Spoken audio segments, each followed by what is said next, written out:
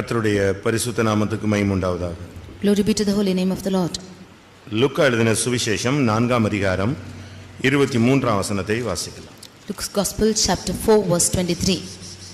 அவர்களை நோக்கி, வைத்தியனே, உன்னைத்தானே குணமாக்கிக்கொள் என்கிற பழமொழியை சொல்லி நாங்கள் கேள்விப்பட்டபடி கப்பர்நகம் ஊரில் உன்னால் செய்யப்பட்ட கிரியைகள் எவைகளோ அவைகளை உன் ஊராகி இவ்விடத்திலும் செய் என்று நீங்கள் என்னுடன் சொல்லுவீர்கள் என்பது நிச்சயம். கர்த்தருடைய பரிசுத்த நாமத்துக்கு மகிமை உண்டாவதாக. Glory be to the holy name of the Lord. வைத்தியனே, உன்னைத்தானே குணமாக்கிக்கொள் என்கிற ஒரு பழமொழி அந்நாட்களிலே இருந்தது. There was a proverb in those days, physician, heal thyself. வைத்தியனே, உன்னைத்தானே குணமாக்கிக்கொள். இது எபிரேய தேசத்திலே இயேசு கிறிஸ்து இருந்த நாட்களில் வழங்கிய ஒரு பழமொழி. This was the proverb in the days of Jesus Christ in the land of Hebrew, physician, heal thyself. இந்த வசனத்தின் மூலமாக கர்த்தர் இந்த மாலை வேளையிலே நம்மோடு இடைபட வாஞ்சிக்கிறார். Through these words the Lord wants to intervene with us. ஒவ்வொருவருமே வைத்தியர்கள் என்பதை நாம் புரிந்து கொள்ள வேண்டியது அவசியம். We all should understand that everyone is a physician. இயேசு கிறிஸ்துவை இந்த இடத்துல வைத்தியன் என்று நாம் எடுத்துக்கொள்ளலாம். Here we can call Jesus as a physician. சரியாக சொன்னால் வேதவசனத்தின் அடிப்படையில் தேவனுடைய பிள்ளைகள் ஒவ்வொருவருமே வைத்தியர்கள். Rightly, under the basis of the word of God, every child of God is a physician. இந்த வசனத்தை கேட்கிற நாம் வைத்தியர்களாக இருக்கிறோமா என்பதை நாம் சிந்திக்க வேண்டிய ஒரு நேரம் இருக்கிறது. We who hear the word of God, we should examine if we are a physician. இதுக்கு போய் MBBS படிக்க வேண்டியதில்லை. There is no need of learning MBBS for this. Medical practice பண்ண வேண்டியதில்லை. You need not go practice medical for this. இல்லாவிட்டா ஏதாவது ஒரு course படிச்சுட்டு வந்து ஏதாவது ஒரு விதத்தில் நீங்கள் செயல்பட வேண்டிய அவசியமும் இல்லை. Or doing any other course, coming and working in some way, it's not needed for this. நல்ல ஒரு விசுவாசத்தை பயிற்சிவித்தால், நல்ல ஒரு பரிசுத்தத்தை பயிற்சிவித்தால், நல்ல ஒரு பிரதிஷ்டையை பயிற்சிவித்தால், நல்ல ஒரு கிறிஸ்துவின் அன்பின் அபிஷேகத்தை நாம் பயிற்சிவித்தால் நாம் ஒவ்வொருவருமே வைத்தியர்கள். If you practice a good faith, a good consecration, a good holiness and a good love in the Holy Spirit, then we are all physicians. கர்த்தருடைய பரிசுத்த நாமத்துக்கு மகிமை உண்டாவதாக. Glory be to the holy name of the Lord. ஒவ்வொரு தேவனுடைய பிள்ளைகளுமே வைத்தியர்கள் தான். Every children of God are physician. நாம் எல்லாரும் வைத்தியர்களாக இருக்கிறோமா என்பதை இப்பொழுது நாம் சிந்தித்து பார்க்கலாம். We should examine and see if we are physician like this. நாம படிக்கலையே, I'm not studied. நமக்கு சித்த வைத்தியம் ஒன்றும் தெரியாது. We do not know Siddha. இப்படிலாம் நம்ம யோசிக்க வேண்டிய அவசியம் கிடையாது. You need not think like this. வேதத்துல நமக்கு சுகமாக்கப்படக்கூடிய பல முறைகள் சொல்லப்பட்டிருக்கிறபடினால் நாம் அதை பயிற்சிவிக்கும் பொழுது, இல்லாவிட்டால் அதை செயல்படுத்தும் பொழுது, மற்றவர்களுக்கு அதை சொல்லிக் கொடுக்கும் பொழுது, மற்றவருடைய வாழ்க்கையிலே அதை நாம் செயல்படுத்தும் பொழுது, தேவனுடைய வல்லமை நமக்குள்ளிருந்து வெளிப்படும் பொழுது நாம் ஒரு வைத்தியர்களாய் செயல்பட ஆரம்பிக்கலாம். When there are many aspects in the word of God concerning healing, when we practice it and when we exercise our faith, then we can become physician ourselves. பல இடங்களிலே இப்படிப்பட்ட வசனங்களை வேதத்திலே நாம் பார்க்கலாம். In the word of God we can see these verses in many places. முதலாவது வைத்தியன் தன்னைத்தானே குணமாக்க வேண்டும். Firstly, the physician should heal himself. ஒரு விசுவாசி என்று சொன்னால், ஒரு ஊழியன் என்று சொன்னால், முதலாவது அவன் தன்னை சரிப்படுத்த வேண்டியது அவசியம். Firstly, if it's a believer or a servant of God, firstly he should set right himself. அவன் தன்னை சரிப்படுத்தாமல் மற்றவனுக்கு அவன் வைத்தியம் பார்த்து இவன் செத்து போனால் என்ன பிரயோஜனமும் கிடையாது. If he should not heal himself and look to the others, and if he should die, there's no use. ஊழியர்கள் வைத்தியர்களா? Are the servants of God physicians? விசுவாசிகள் வைத்தியர்களா? Are the believers physicians? நீங்கள் சரியான விதத்தில் வேத வசனத்தை நாம் இப்பொழுது நாம் தியானிக்க போகிறோம். We are going to meditate the word of God in the right angle. நீங்கள் அதை சரியான விதத்தில் நீங்க கேட்ச் பண்ணி கொண்டீங்கன்னா உங்களுடைய வாழ்க்கையில் நீங்க அதை அப்ளை பண்ணி பார்க்கலாம். If you should catch these verses in the right aspect, then you can see that in your lives. ஒவ்வொரு தேவனுடைய பிள்ளையும் கர்த்தர் எப்படி வைத்திருக்கிறார் என்பதை நாம் பார்க்கலாம். We can see as to how the Lord has kept every child of God. ஆதியாகமம் 50ஆம் அதிகாரம் 2ஆம் வசனத்தை பார்க்கும் பொழுது ஊழியர்கள் ஒரு வைத்தியர்கள் என்று சொல்லப்பட்டிருக்கிறது. Reading in Genesis chapter 50 verse 2, we see that the servants of God are called physicians. பின்பு தன் தகப்பனுக்கு சுகந்த வர்க்கம் இடும்படி யோசேப்பு தன் ஊழியக்காரராகிய வைத்தியருக்கு கட்டளையிட்டான். தன் ஊழியக்காரராகிய வைத்தியருக்கு அவன் கட்டளையிட்டான். He commanded his servants, the physicians. அப்படியே வைத்தியர் இஸ்ரவேலருக்கு சுகந்த வர்க்கம் இட்டார்கள். And so did the physicians also embalm Israel.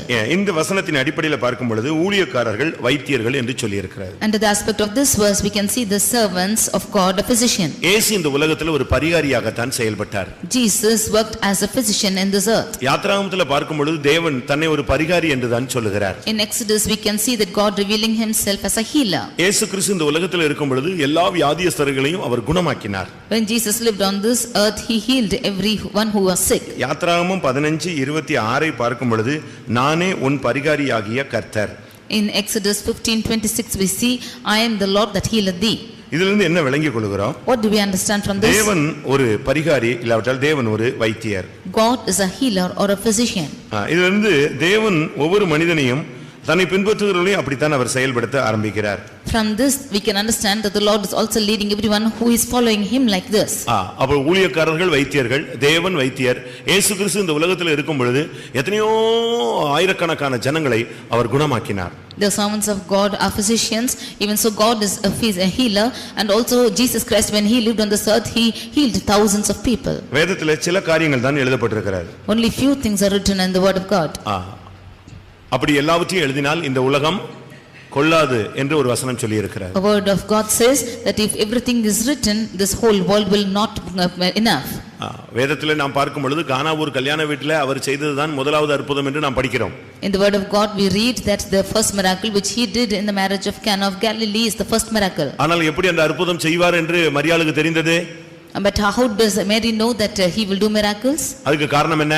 What was the reason for that? எப்படி திராட்சரசம் குறைவுபட்ட உடனே மகன்கிட்ட போய் சொல்ல முடிந்தது? When the wine was falling short, how could she go and tell his son? அவர் என்ன சொல்லுகிறாரோ அதை செய்யுங்கள் என்று எப்படி சொல்ல முடிந்தது? How could she say that whatever he says, he commands, you can do it? வீட்டிலே अनेक விசை குறைவுகள் வந்த பொழுது ஆண்டவராகிய இயேசு கிறிஸ்து அதை நிறைவு செய்து காண்பித்திருந்தார். Jesus Christ has fulfilled all these before many times in his house. அதனால தான் அவளால துணிந்து போய் இயேசுவிடத்திலே அந்த அற்புதங்களை செய்ய முடியாது சொல்ல முடிந்தது. That is why bravely she could say that Jesus will do miracles. அதனால தான் வேதம் சொல்லுகிறது ஆண்டவர் ஒரு பரிகாரி, இயேசு கிறிஸ்து ஒரு பரிகாரி. இயேசு கிறிஸ்துவை பின்பற்றுகிற ஒவ்வொருவரும் நாமும் இந்த பூமியிலே வைத்தியர்களாக செயல்பட வேண்டியவர்கள். And so therefore we can say that God is a physician and servants of God are physician, and Jesus Christ is a physician, and whoever follows him are physicians too. பழைய ஏற்பாட்டிலே தன்னை ஒரு பரிகாரியாக தான் தேவன் வெளிப்படுத்தினார். In the Old Testament the Lord revealed himself as a healer. அப்படி தன்னிடத்தில் வராதவர்களை அவர் கண்டித்தார். And those who did not come to him like this, the Lord condemned them. இரண்டாம் நாளாகமம் 16ஆம் அதிகாரத்திலே ஒரு ராஜா வியாதிப்பட்டு கர்த்தரை அல்ல அவன் வேறு பரிகாரியை தேடினான். Second Chronicles chapter 14 we can see a king when he became sick he did not seek for God but for the other physicians. அது அவனை மரணத்துக்கு கொண்டு போனது. That led him to his death. அப்படியானால் நாம் தேட வேண்டிய பரிகாரி கர்த்தர் தானே தவிர வேறு பரிகாரியை நாம் தேட வேண்டியது அவசியம் இல்லை. Therefore it is the Lord whom we have to seek for our healing and not for any other physician. அப்படியானால் முதலாவது நாம் ஒரு வைத்தியர்கள். If so, firstly we are the physicians. ஒரு ஊழியக்காரன் ஒரு வைத்தியன். A servant of God is a physician. அதனால தான் மத்தேயு எழுதின சுவிசேஷம் 10ஆம் அதிகாரம் 1ஆம் வசனத்திலே இந்த வியாதியை குணமாக்கும் அதிகாரத்தை வல்லமையை ஆண்டவராகிய இயேசு கிறிஸ்து தம்முடைய சீஷர்களுக்கு கொடுத்ததை நாம் வாசிக்க முடியும். Therefore in Matthew's Gospel 10th chapter 1st verse we see that the Lord gives authority to the disciples to heal all the sickness. அசுத்த ஆவிகளை துரத்தவும் சகல வியாதிகளையும் சகல நோய்களையும் நீக்கவும் அவர்களுக்கு அவர் அதிகாரம் கொடுத்தார். He gave them power against unclean spirits to cast them out and to heal all manner of sickness and all manner of disease. இப்ப வெளிநாட்டுல போய் நம்முடைய பிள்ளைங்க யாராவது MBBS படிச்சிட்டா அவங்க இங்க வந்து அவங்களுக்கு மெடிக்கல் பிராக்டிஸ் பண்றதுக்கு பெர்மிட் கிடையாது, இல்லாவிட்டா அதிகாரம் பவர் கிடையாது. If our children are going and doing their medical in the foreign countries, if they come here they have no power to exercise or practice their physicians. இங்க வந்து அவங்க ஒரு exam எழுதணும். Here they have to write an exam. அது pass ஆனாதான் இவங்க இங்க உள்ள medical கவுன்சில்ல அவங்க மெம்பர் ஆகி இங்க அவங்க பிராக்டிஸ் பண்ண முடியும். Only if they pass through that exam they can become a member of that medical council and they can practice here. இங்க பார்க்கும் பொழுது இயேசு கிறிஸ்து இப்படி ஒண்ணுமே இல்ல. அவர் யாரை அழைத்தாரோ அழைக்கப்பட்ட எல்லாருக்கும் இந்த அதிகாரத்தை கொடுத்து அனுப்புகிறார். But Jesus did nothing like this. Whomever he had called, unto the called he gives authority. பழைய ஏற்பாட்டில் தேவன் பரிகாரி வைத்தியனாக இருந்தார். In the Old Testament God was a healer. அடுத்து இரண்டாம் ராஜாக்கள் 1ஆம் அதிகாரத்தை பார்க்கும் பொழுது ஒரு ராஜா ஒரு அந்நிய தெய்வத்திட்ட போய் குணத்துக்காக போகும் பொழுது இவன் சொல்றான் இஸ்ரவேலில் தேவன் இல்லையா என்று கர்த்தர் கேட்க ஆரம்பித்தார். In Second Chronicles we see a king when he இரண்டாம் ராஜாக்கள் 1ஆம் அதிகாரத்தை பார்க்கும் பொழுது in Second Kings chapter 1 We can see that when a king went seeking for a physician, the Lord asked us to whether there was no physician in Israel. இஸ்ரவேலில் தேவன் இல்லை என்றா நீ பாகால் சேபுலிடத்தில் ஆள் அனுப்புகிறாய் அப்படினால் நீ ஏறின கட்டிலிருந்து இறங்கவே மாட்டாய் என்று அவனுக்கு அங்கு ஒரு வார்த்தை வெளிப்பட்டது. He told him, is there not a God in Israel that thou sendest to inquire of Baal-zebub and the God of Ekron? And there he came down from the bed which thou had not gone up. அப்ப பழைய ஏற்பாட்டில் ராஜாக்களா இருந்தாலும் இஸ்ரவேல் ஜனங்களாக இருந்தாலும் குடிமக்களாக இருந்தாலும் தன்னுடைய பிரச்சனைகளுக்கு தங்களுடைய வியாதிகளுக்கு பரிகாரியாக தேவனைத்தான் தேட வேண்டும் என்பதிலே தேவன் கவனம் உள்ளவராய் இருந்தார். In the Old Testament, whether it be kings or the children of Israel or any other people, whoever it is, the Lord decided that they should seek for himself as a physician. அதற்காக தம்முடைய ஊழியர்களை அவர் வைத்தியராக மாற்றி வைத்திருந்தார். It is for this cause he had converted his servants as the புதிய physicians. ஏற்பாட்டிலும் கூட தன்னால் அழைக்கப்பட்ட அப்போஸ்தலர்களை அவர்கள் வியாதியஸ்தர்களை குணமாக்கக்கூடிய அதிகாரத்தை அவர்களுக்கு கொடுத்திருந்தார். Even in the New Testament, the Lord gave authority to these apostles that he might heal the sick. அப்ப விசுவாசிகளுக்கு இந்த அதிகாரம் இல்லையா? If so, the believers do not have the power. அப்படி அல்ல. It's not so. விசுவாசிகளும் வைத்தியர்களே. Even the believers are physicians. இன்னைக்கு இந்த வைத்தியர்களை குறித்து கர்த்தர் நம்மோடு பேச விரும்புகிறார். Today the Lord wants to speak to us about the physician. Mark எழுதின சுவிசேஷம் 16ஆம் அதிகாரம் 18ஆம் வசனத்தை பார்க்கும் பொழுது, Mark chapter 16 verse 18 இல்லாட்ட 17 18 வசனங்களை நாம் பார்க்கும் பொழுது, or verses 17 and 18, விசுவாசிகளால் நடக்கும் அடையாளங்கள் யாவன, வியாதியஸ்தர்கள் மேல் கைகளை வைப்பார்கள், அப்பொழுது அவர்கள் சொஸ்தம் ஆவார்கள். of the ones who are believed, the signs which will happen, that they will cast their hands upon those who are sick and they shall recover. அப்ப விசுவாசிகளால் நடக்கும் அடையாளங்கள், விசுவாசிகளால் ஒரு தேவனுடைய பிள்ளை தேவனை விசுவாசித்தால் அவன் மூலமாய் கர்த்தர் வியாதியஸ்தர்களை குணமாக்குகிறார். If a child of God believes on the Lord, then through him the Lord will heal the sick. இது நீங்க சரியான விதத்துல விளங்கிக் கொள்ள வேண்டியது அவசியம். It is needed for you to understand this in the right way. நீங்க இன்னொரு வைத்தியனை தேடி போக வேண்டிய அவசியம் கிடையாது. For this you need not go seeking for a physician. அதனால தான் வேதம் சொல்கிறது, வைத்தியனே நீ முதலாவது யாரை குணமாக்கு? உன்னை நீயே குணமாக்கு. Therefore the word of God, it is said, physician, heal thyself. இந்த சத்தியத்தை உனக்குள்ள பயிற்சிவி. Firstly you practice this truth in yourself. இந்த உபதேசத்தை உனக்குள்ள அப்பியாசி. Firstly you practice this doctrine in your life. இந்த உபதேசத்தை உன் சரீரத்துக்கு அப்ளை பண்ணி பாரு. You apply this doctrine to your body. இப்ப டாக்டர்ஸ்லாம் என்ன செய்வாங்க தெரியுமா? You consider for the doctors. இல்ல சயின்டிஸ்ட்லாம் என்ன செய்றாங்க தெரியுமா? What do the scientists do? தங்களுக்கு ஏதாவது செக் பண்ணனும்னா எலி, பூனை, குரங்கு இப்படி செக் பண்றான். செத்தா அது சாவட்டும் சொல்லி. If they have to test their experience on anything, they practice it on the rats or cats or any other animals that it might die. அப்படிதான் அவங்க பிராக்டிஸ் பண்ணி கண்டுபிடிச்சு திருப்பி கடைசியில தான் சாக போற மனுஷனுக்கு அதை அப்ளை பண்ணி பார்க்கறான். இவன் செத்தாலும் போட்டும் இருந்தாலும் இருக்கட்டும்னு சொல்லி. Firstly they are applying to the animals like this, and finally he is applying it to the man who is going to die. If he is dying, let him go. ஆனா இயேசு என்ன சொல்றாரு? But what does Jesus say? நான் உனக்கு அதிகாரத்தை கொடுத்திருக்கிறேன், நீ மத்தவனுக்கு apply பண்றதுக்கு முன்னால முதல்ல உனக்குள்ள அப்ளை பண்ணு. I have given you the authority. Before you should apply to the others, you apply it to yourself. ஒரு தேவனுடைய பிள்ளை என்று சொல்லுகிறவன் தேவனுடைய வல்லமையினால் நிரப்பப்பட வேண்டும். இல்லாவிட்டால் சுகமாக்கக்கூடிய அதிகாரத்தை அவன் பெற்றிருக்க வேண்டியது அவசியம். If it's a child of God, he should be filled with the power of God or filled with the power of healing. உங்களுக்கு அந்த அதிகாரம் இருக்கிறதா? Do you have this power? இல்லாவிட்டால் அந்த அதிகாரத்தை நீங்கள் பயன்படுத்தி இருக்கிறீர்களா? Or are you using this authority? நீங்க ஒவ்வொரு விசுவாசிகளால் நடக்கும் அடையாளங்கள், of the ones who are believing, the signs that will take place. ஒரு சிலர் சொல்வாங்க, அபிஷேகமே பெறல, அவன் எப்படி பிசாசு துரத்த முடியும் அப்படினு கேள்வி கேட்கலாம். Some of them say that he is not anointed, how can he cast out demons? அபிஷேகம் தேவையில்லை, விசுவாசம் இருந்தாலே பிசாசு துரத்தலாம். If you have the faith itself, if without anointing itself you can cast demons. இயேசு மரித்து உயிரோடு எழுப்பப்பட்டு பரத்துக்கு போன பின்புதான் பரிசுத்த ஆவியானவர் பெந்தேகோஸ்தே நாளிலே இறங்கினார். Jesus died, was resurrected and went to the heaven and sent his Holy Spirit. அதுக்கு முன்னால அவங்களுக்கு ஞானஸ்நானம் மட்டும் தான் இருந்தது. Before that they had only baptism. ஆனால் லூக்கா எழுதின சுவிசேஷம் 10ஆம் அதிகாரம் 17ஆம் வசனத்திலே அவர்கள் எல்லாரும் போய் பிசாசுகளை துரத்தி விட்டு வந்து உம்முடைய நாமத்தில் பிசாசுகள் எங்களுக்கு கீழ்ப்படிகிறது என்று சொன்னார்கள். But in Luke chapter 10 verse 17 they have cast out the devils and they said, in your name the devils are subject to us. இயேசு இருக்கும் பொழுது சீஷர்களிடத்தில் பிசாசுகளை துரத்த வியாதியஸ்தர்களை எல்லாம் கொண்டு வந்தார்கள். They brought the people who were sick and to cast out demons when Jesus was alive. இதிலிருந்து என்ன விளங்கிக் கொள்கிறோம்? What do we understand from this? ஒரு மனிதன் தேவனை விசுவாசித்தால் அவனுக்கு அந்த வைத்தியன் என்கிற அதிகாரம், பிள்ளை என்ற அதிகாரம் அவனுக்கு கொடுக்கப்படுகிறது. If a man believes in God, then he is called as a physician or a child. கர்த்தருடைய பரிசுத்த நாமத்துக்கு மகிமை உண்டாவதாக. Glory be to the holy name of the Lord. வைத்தியனா என்ன செய்யணும்? What should a physician do? வைத்தியனுடைய சில கடமைகள் இருக்கிறது. There are certain tasks given to a physician. நாம் அதை சரியான விதத்தில் இந்த மாலை வேளையிலே விளங்கிக் கொள்ள வேண்டும். We should understand this in the right way. வைத்தியனுடைய வேலை என்ன? What is the work of a physician? முதலாவது அந்த வைத்தியனுக்கு அதிகாரம் இருக்கணும். அதிகாரம். Firstly, the physician should have a power. இப்போ நீங்க தமிழ்நாட்டுல பாத்தீங்கன்னா போலி டாக்டர் பிடிச்சிக்கிட்டே இருக்காங்க. In Tamil Nadu we can see duplicate doctor. We can see duplicate doctors. இவங்க எல்லாம் டாக்டர்னு சொல்லுவாங்களே தவிர ஆனா ஒரிஜினலா அவங்க என்ன செய்யல, படிச்சவங்க அல்ல. They call themselves doctors but they are not educated. சும்மா அந்த எக்ஸ்பீரியன்ஸ்ல என்னத்தையாவது செஞ்சுட்டு ஜனங்களை ஏமாத்தி காசு வாங்கிட்டு இருக்கிறதெல்லாம் தமிழ்நாட்டுல நீங்க பார்க்கலாம். We can see in Tamil Nadu that they are getting money with their own experiences. முதலாவது ஒரு மனிதன் தன்னை சரிப்படுத்த வேண்டும். அதுதான் வைத்தியனுடைய முதலாவது அடையாளம். The first sign of a physician is that he should rectify himself. அதனால இயேசு கிறிஸ்து கூட இதை அதிகமாக பேசினார். Therefore even Jesus spoke much about this. லூக்கா எழுதின சுவிசேஷம் 22ஆம் அதிகாரம் 32ஆம் வசனத்துல பார்க்கும் பொழுது, Luke chapter 22 verse 32. நீ குணப்பட்ட பின்பு உன் சகோதரனை என்ன செய், ஸ்திரப்படுத்து.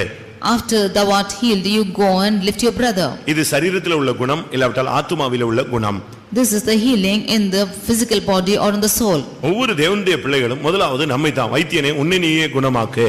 Firstly we should heal ourselves. உபதேசத்தை, சத்தியத்தை, சாந்தம், அன்பு, இயேசு இவைகளெல்லாம் நீங்க பிரசங்கம் பண்றதுக்கு முன்னால நீங்க உங்களுக்குள்ள இதை அப்ளை பண்ணுங்க. Before you should preach about meekness, love and Jesus, you apply this into your own lives. முதலாவது நீங்க சாந்தத்தை, நாமே சாந்தத்தை முதலாவது பயிற்சி வைக்க வேண்டும். Firstly we should practice meekness in ourselves. நாமே மனத்தாழ்மையை பயிற்சி வைக்க வேண்டும். We should practice humility in ourselves. அப்பா சிகரெட் குடிச்சிட்டு மகனை பார்த்து சிகரெட் குடிக்காதடா, தப்புடா, அது நல்லது இல்லடா, உடலுக்கு கேடுடான்னா எப்படி இருக்கும்? If the father is smoking and asking his son not to smoke, it's wrong. What is the use? அது வித்தியாசமானது. It's something different. அது காரியத்துக்கு உதவாத ஒரு காரியம். That is a thing which will not happen to matters. நீ முதலாவது உனக்குள்ள உன்னை சரிப்படுத்த வேண்டியது அவசியம். It is needed for you to rectify yourself first. இந்த வைத்தியனுடைய முதல் வேலை என்ன? What is the first job of the physician? ஒரு மனிதனை குணமாக்குவது. Firstly he should go heal the man. அதுதான் சொல்லி இருக்கிறது, நீங்கள் கைகளை வைப்பார்கள் அப்பொழுது அவர்கள் சொஸ்தமாவார்கள். You will place your hands and first they will be healed. அப்படியானா உனக்கு உள்ள இருந்து இந்த வல்லமை புறப்படணும். If so, this power should proceed from out of you. நீ ஒரு பவர் ஜெனரேட்டர் போல மாற வேண்டும். You should become a power generator. இயேசு கிறிஸ்து சொல்கிறார், என்னில் இருந்து வல்லமை புறப்பட்டதை நான் உணர்கிறேன். Jesus Christ says that I feel the power proceeding from me. அப்ப ஒவ்வொரு விசுவாசி, ஒவ்வொரு ஊழியக்காரன் இருந்து என்ன செய்யணும்? வல்லமை புறப்படணும். If so, the power should proceed from every servant of God or a believer. அப்ப அந்த அளவு நமக்குள்ளே இந்த வல்லமை தங்கி ஆளுகை செய்ய வேண்டியது அவசியம். To that extent this power should come and reside in us. ஒவ்வொரு தேவனுடைய பிள்ளைகளுக்குள்ள ஒவ்வொரு நாளும் நீங்க இந்த வல்லமையை பெற்றுக்கொள்ள வேண்டும். Every child of God should receive this power. இயேசு பகலெல்லாம் ஊழியம் செய்தார், இரவெல்லாம் ஜெபம் பண்ணி தன்னை தேவனுடைய வல்லமையினால் நிரப்பிக் கொண்டார். Jesus ministered the whole of the day and filled with this power the whole night. அதனால என்ன நடந்தது? அடுத்த நாள் இந்த வல்லமை ஜனங்கள் மத்தியில வெளிப்பட ஆரம்பித்தது. Therefore this power was revealed among the people the next day. நாம எல்லாரும் சுகமாக்கக்கூடிய வைத்தியர்களா இருக்கிறோமா? Are we the physicians who are healing? நான் அந்த டாக்டர்ட்ட போனேன் சுகமாகல, இந்த டாக்டர்ட்ட போனேன் சுகமாகல அப்படினு சொல்ற ஜனங்களை நம்ம பூமியில பார்க்கலாம். Some say that they went to that doctor, they are not healed. They went to this doctor, they are not healed. நம்ம ஆளுங்களே சாட்சி சொல்லுவாங்க, நாங்க அக்காட்ட போய் ஜெபிச்சோம் சுகமாகல, பாஸ்டர்ட்ட போய் சொல்லோம் சுகமாகல, இப்படி எல்லாம் ஆளுங்களை நீங்க கேள்விப்படலாம் பார்க்கலாம். Even our people will say that I went and prayed to the sister and to pastor, they am not healed. அப்படினா என்ன அர்த்தம்? If so, what's the meaning? அவங்களுக்கு இன்னும் வல்லமை இல்லைன்னு அர்த்தம். It means that they have the power. இல்லட்டா உனக்கு விசுவாசம் இல்லைன்னு அர்த்தம். Or you have no faith about it. ரெண்டு காரியம் இருக்கிறது. There are two matters. ஒன்று, அந்த இடத்துல நிக்கிற அந்த ஊழியக்காரனுக்கு பவர் இல்ல, இல்லாவிட்டா அங்க போன உனக்கு என்ன இல்ல? விசுவாசம் இல்ல. One thing is the servant of God there has no power or you have no faith in yourself. இப்படி ஒரு சம்பவம் வேதத்துல நாம் பார்க்கிறோம். We can see of such an incident in the word of God. ஒரு தகப்பன் தன்னுடைய வாலிப பையனை கூப்பிட்டு கொண்டு வியாதியஸ்தனை, இல்லாவிட்டால் காக்காவலிப்பு வியாதியினால் பாதிக்கப்பட்ட ஒரு ஃபிட்ஸ்னால பாதிக்கப்பட்ட பிள்ளையை இயேசுவினிடத்தில் கொண்டு வந்தான். A father took his son who was having fits and he took him to Jesus. அங்கே வரும்பொழுது இயேசு இல்லை. When he came there, Jesus was not found. அந்த இடத்துல சீஷர்கள் இருந்தார்கள். But the disciples were there. இவனுக்கு மைண்ட்ல ஒரு குழப்பம் வந்துருச்சு. But he was confused in his mind. இயேசுவை காணுமே என்ன பண்றது, வேற வழியே இல்ல. இப்ப பேதுரு நிக்கிறாரு, இல்லாவிட்டா சீஷர்கள் நிக்கிறாங்க, நேரா போய் எங்க விட்டான்? அந்த பிள்ளையை கொண்டு போய் அங்க விட்டான். He was seeing if Jesus is not found and straightly he took his son and went and left him to his place. இந்த கூட்டங்கள்ல சில ஜனங்கள் பாருங்க, இந்த பாஸ்டர் ஜெபம் பண்ணுவாங்க, திருப்பி அந்த பாஸ்டர் போய் ஜெபம் பண்ணுவாங்க, அந்த பாஸ்டர் போ, யாராவது ஒரு ஆள்கிட்ட எப்படியாவது கிளியர் ஆயிரணும், இல்லன்னா பெரிய பாஸ்டர் அப்படியே தேடிட்டே இருப்பான், சீப் பாஸ்டர் எங்க இருக்காருன்னு தேடிட்டே இருப்பான். அவங்க மைண்ட்ல விசுவாசம் அங்கதான் இருக்கு. அதுக்கு முன்னால யாரு ஜெபிச்சாலும் என்ன வராது? சுகம் கிடைக்காது. In the meetings, you can see that the people are going to pray from person to person, from this pastor to that pastor, finally to the chief pastor. In their mind is that that pastor will pray and they will be healed. இப்ப கடைசியா இயேசுவினுடைய சீஷர்கிட்ட விட்டபோது அவங்களும் பயங்கரமா ஜெபிக்கிறாங்க, சுகமே ஆகல. Finally, when they were brought to the disciples of Jesus, they prayed well, but they were not இப்ப healed. Question ஆயிடுச்சு. And it was a question. அப்போஸ்தலர் ஜெபிச்சு ஒண்ணும் ஆகல. The apostles prayed and nothing happened. இந்த கேப்ல இயேசு வந்துட்டாரு. And in between this, Jesus came. அங்க நடந்த தர்க்கத்தை பார்த்துட்டு என்ன சத்தம்னு கேட்டாரு. Looking at that confusion, he asked, what is that noise? அப்ப இந்த தகப்பன் சொல்றாரு, நான் இப்படி வந்தேன், நீங்க இல்ல, சீசர்கிட்ட கொடுத்தேன், அவங்க ஜெபம் பண்ணாங்க, சுகமாகல அப்படின்னு சொன்னாங்க. Finally, the father is telling that I brought him to the disciples and he is not healed, and I'm standing here. விசுவாசம் இல்லாத மாறுபாடான சந்ததியன்னு இயேசு சத்தம் போட ஆரம்பிச்சிட்டாரு. And Jesus looking at them saying, "O forward nation without faith." சீசர்களுக்கு doubt, ஏன் சுகமாகல, ஏன் சுகமாகல, ஏன் சுகமாகல. The disciples had a doubt as to why he was not healed. கடைசியில உனக்கு விசுவாசம் இருந்தா நான் உன் பிள்ளையை சுகமாக்கிறேன்னு கர்த்தர் அந்த தகப்பன்ட்ட சொன்னார். Finally, the father unto the father Jesus said, "If you have faith, I will heal him." அவன் அழுதான். And he cried. ஒரு இடத்துல விசுவாசத்தை வர்த்திக்க பண்ணனும்னு அழுதான், இன்னொரு இடத்துல என் அவிசுவாசம் நீங்கும்படி எனக்கு உதவி செய்யும்னு அழுதான். He cried out in a place, "Lord, you help me to increase my faith, or you help me to come out of this." கடைசியில இயேசு சுகமாக்கி விட்டார். And finally Jesus healed. வீட்டுக்கு போன பிறகு சீசர்கள்லாம் வந்தாங்க, ஏன் எங்களால அந்த பிசாசை துரத்த முடியல, ஏன் சுகமாக்க முடியலன்னு क्वेश्चन பண்ணாங்க. When the disciples went back home, they asked a question to Jesus as to why we were not able to heal him. அப்பதான் இயேசு சொன்னார், உங்களுடைய அவிசுவாசத்தினால தான். And Jesus said, because of your unbelief. ஊழியக்காரங்க விசுவாசிகள் அவிசுவாசத்துல இருந்தா கர்த்தர் அற்புதங்களே என்ன செய்ய முடியாது, செய்யவே முடியாது. If the servants of God or the believers have no faith, if they are unbelievers, the Lord cannot do his miracles. உனக்கு வியாதி வந்த உடனே அவிசுவாசம் வந்துருச்சா, நீ ஜெபம் பண்ணாத, முதல்ல அவிசுவாசம் நீங்கிறதுக்காக என்ன செய்ய, ஜெபம் பண்ணு. எந்த பாஸ்டர்ட்ட போனாலும் உனக்கு அவிசுவாசம் இருக்கிற வரைக்கும் அந்த பாஸ்டரால ஒண்ணுமே என்ன செய்ய முடியாது, செய்ய முடியாது. ஏனென்றால் அவிசுவாசம் தேவனுடைய கைகளை கட்டி விடுகிறது. If you are sick or born by sickness, and if you are have unbelief, firstly you cast away that unbelief from you, because without faith that pastor, even if he prays, it will bind his hands without healing you. அவிசுவாசத்தின் நிமித்தம் அவர் அந்த இடத்துல அற்புதங்களை செய்யக்கூடாமல் போய்விட்டது. Because of their unbelief, he was not able to do many miracles. ஒரு தாய்க்காக pastor Don ஜெபித்தார்கள். When Pastor Don was praying for a mother, அந்த mother ரொம்ப வியாதிப்பட்டவங்க.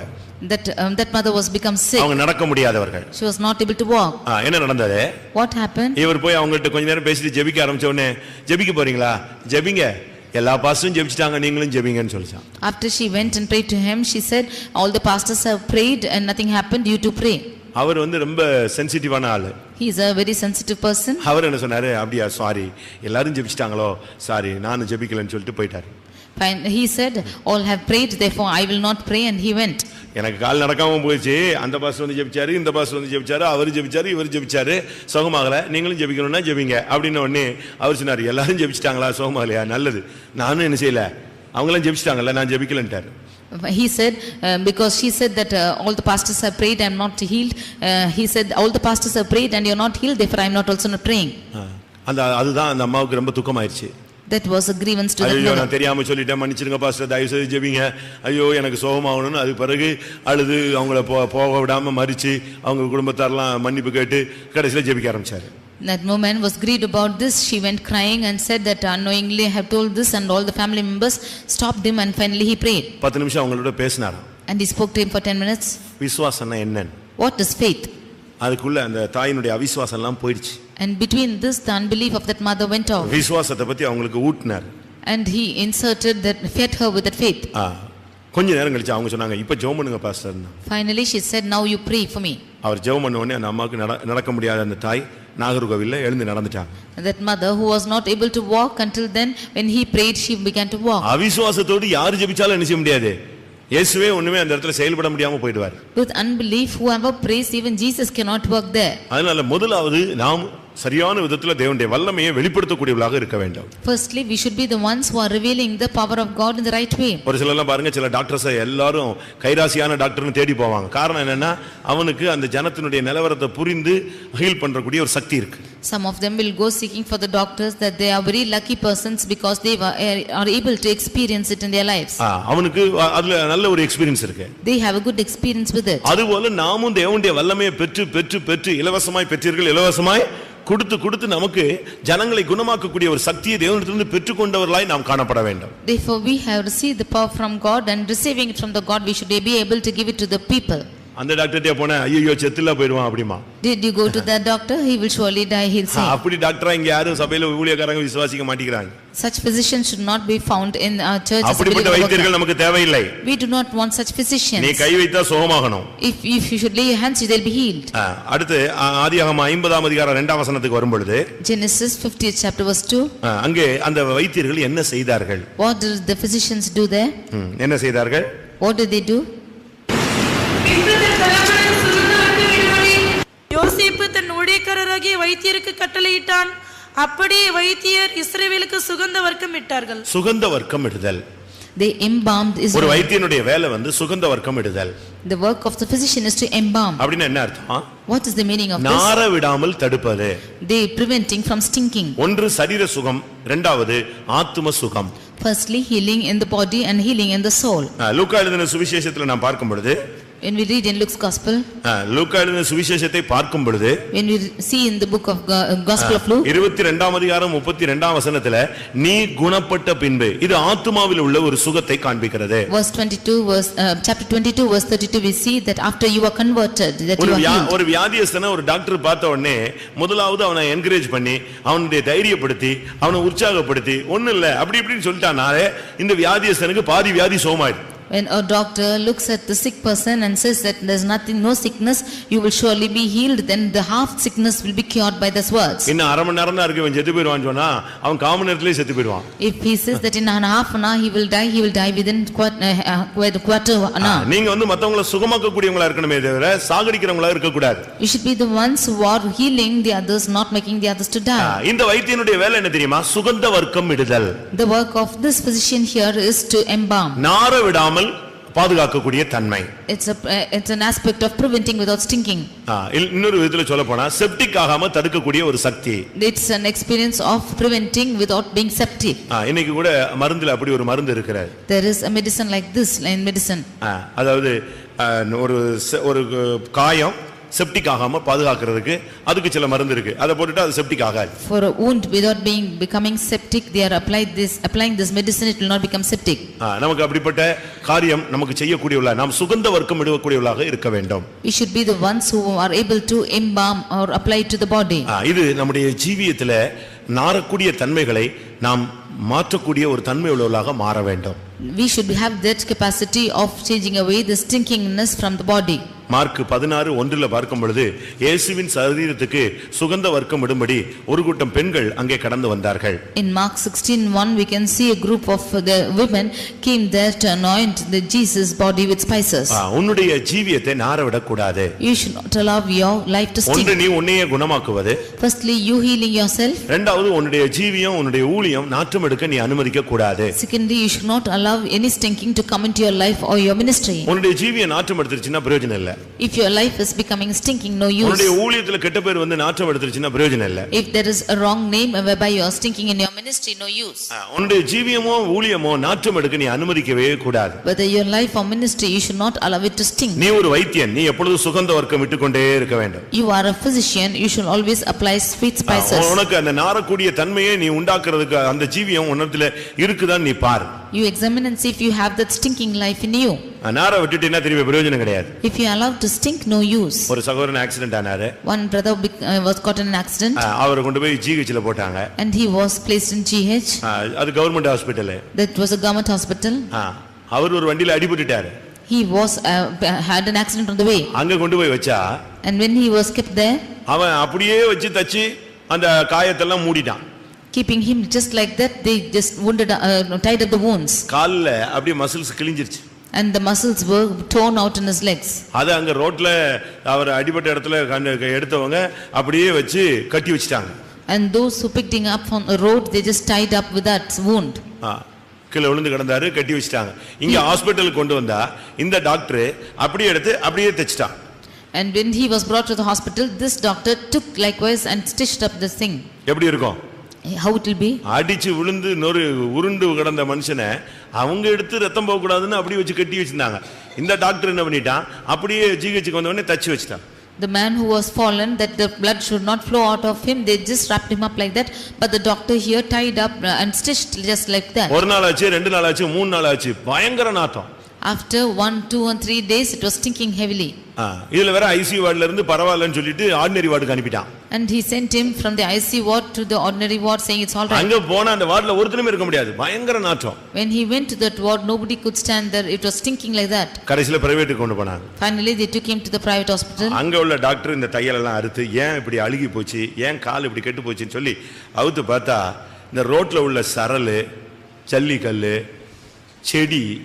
செடியோட இலைகள்லாம் எங்க இருக்கு, இந்த காலுக்கு உள்ள சதைக்குள்ள இருக்கு. There, when the doctor removed the stitches, when he saw that there were the stones and the plants of the road in his body, it was stitched up like that. எப்படி இருக்கும்? How it will be? கால் அப்படியே அழுகிடுச்சு அந்த இதெல்லாம். That leg became திருப்பி எல்லாத்தையும் decayed. வெட்டி வெளியே எடுத்து போட்டு இப்போ எலும்பு மட்டும் நிக்குது கால்ல. Finally, he cut off everything, only the bone was standing. அந்த டாக்டர் முதல்லயே அவன் வந்து சரியான விதத்துல நெஞ்சிருக்கணும், செயல்பட்டு இருக்கணும். The doctor should have maintained in a right way in the first place நம்முடைய itself. ஜீவியத்திலும் சில காயங்கள், நம்முடைய ஜீவியத்திலும் சில காயங்கள் ஏற்படுகிறது. அதை நீங்க சரியான விதத்துல கரெக்ட் பண்ணலன்னு சொன்னா இப்படி தான் ஜீவியமும் ஊழியமும் நாரி, சபையும் நாரி, சபை பேரும் கெட்டு, ஓம் பேரும் கெட்டு, ஆண்டவருடைய நாமமும் தூஷிக்கப்படும். Even in our lives there are certain things like this which have not been set right. If you do not set right it properly, then you will stink and the ministry also will stink. நீங்க நார விடக்கூடாது. You should not allow it to stink. சுகந்த வர்க்கமிட்டு நீங்கள் அதை உங்களுடைய ஜீவியத்தை நீங்கள் நார விடாமல் பாதுகாக்க வேண்டும். You should apply sweet spices and prevent from stinking. அடுத்து இந்த வைத்தியனுடைய வேலை என்ன? Nextly, what is the job of this physician? நீதிமொழிகள் 12ஆம் அதிகாரத்தில் பார்க்கும் பொழுது, when we read in Proverbs chapter 12 18ஆம் வசனம், verse 18, பட்டய குத்துக்கள் போல் பேசுகிறவர்களும் உண்டு, ஞானமுள்ளவர்களுடைய நாவோ ஔஷதம். நான் அதான் சொன்னேன், இந்த டாக்டர்ஸ் வந்து சிலர்லாம் நல்லா பேசுவாங்க. Some doctors will speak very sweetly. English என்ன இருக்கு? நீதிமொழிகள் 12:18.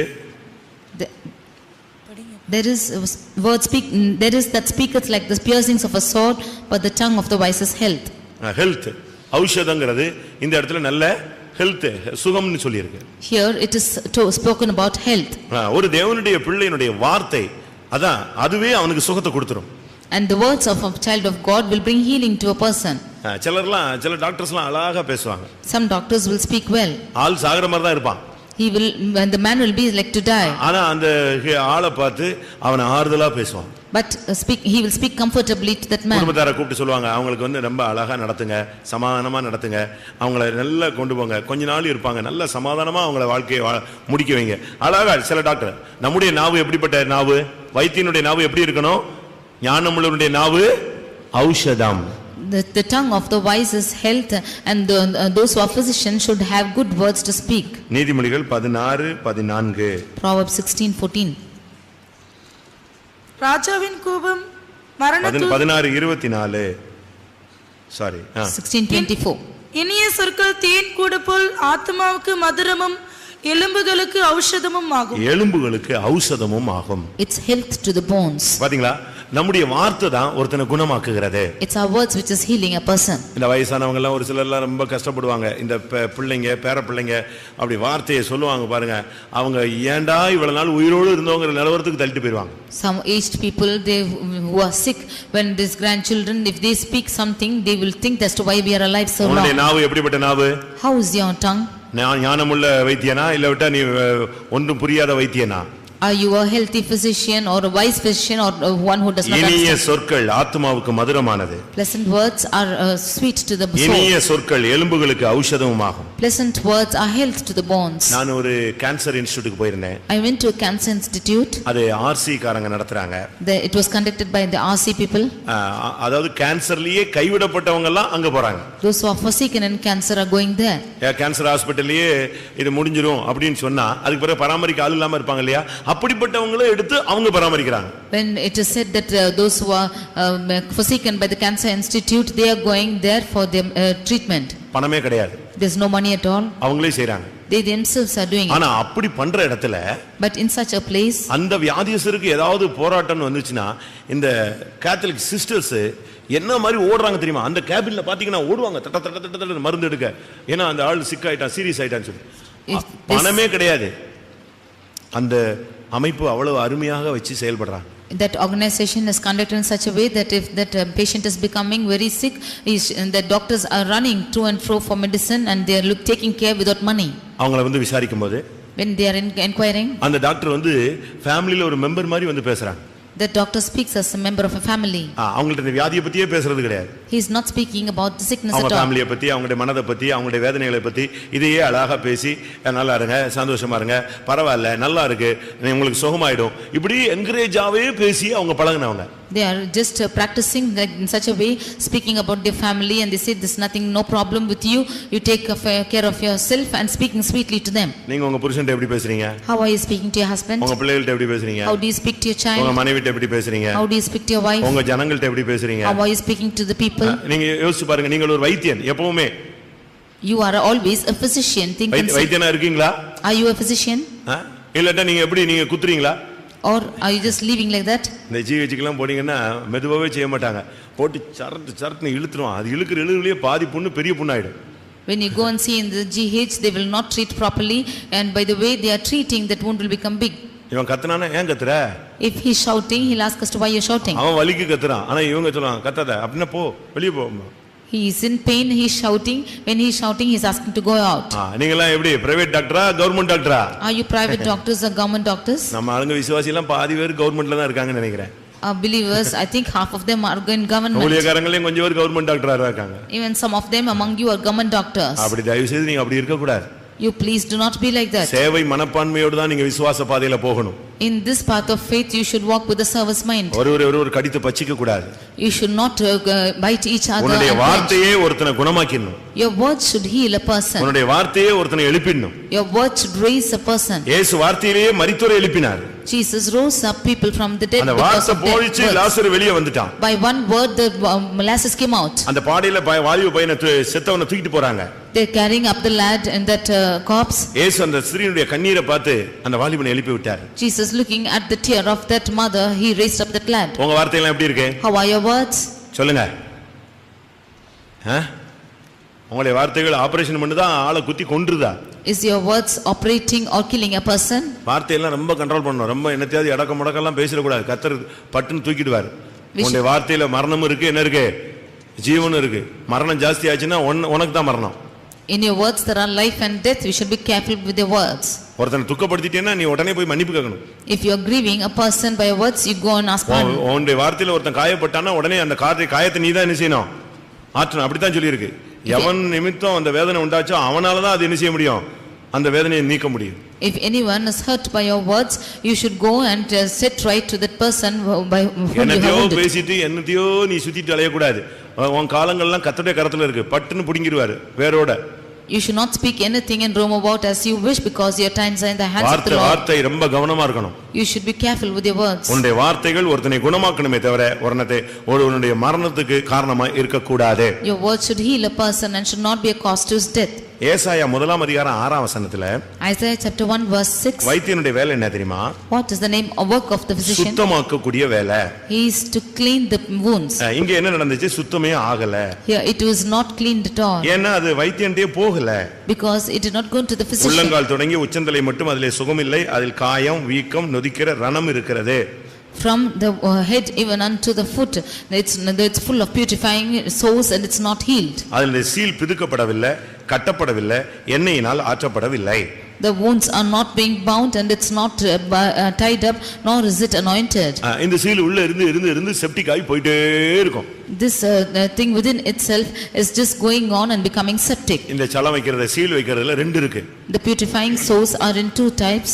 ஒன்னு சாதாரண சீல் வச்சு அதை சுத்தம் பண்ணா சுகமாயிடும். One is becoming sores, and if it is cleaned it will become all right. இந்த gangrene சொல்லுவாங்க. And when one thing is ganglion, அது அப்படி அல்ல. it's not so. அது ஃபார்ம் ஆயிருச்சுனா சீக்கிரமா ஆளை கொன்றும். If it is formed, it will soon put off a person. அதனால தான் டாக்டர் உடனே இந்த சில கட்டிகள் எல்லாம் பார்த்துட்டு ஐயோ பழைக்க மாட்டான்னு சொல்றதுக்கு காரணம் என்னன்னா அந்த பழுப்பு தன்மையில வித்தியாசம் இருக்கு. அது வேற விதமான அந்த காயத்தை கெடுத்து அது பாடியில லங்ஸ் வரைக்கும் போய் தட்டிரும். We can see that some doctors looking at some boils, they say that this person would not live because that person is going on even unto the lungs. ஒரு வைத்தியனுடைய வேலை சுத்தமாக்குற வேலை. The work of a physician is to clean. நீ காயப்படுத்த கூடாது. You should not wound. வீக்கத்தை உண்டாக்க கூடாது. You should not cause it to மற்றவர்களுக்கு ரணத்தை நீ உண்டு பண்ண கூடாது. You should not cause it to bruise the others.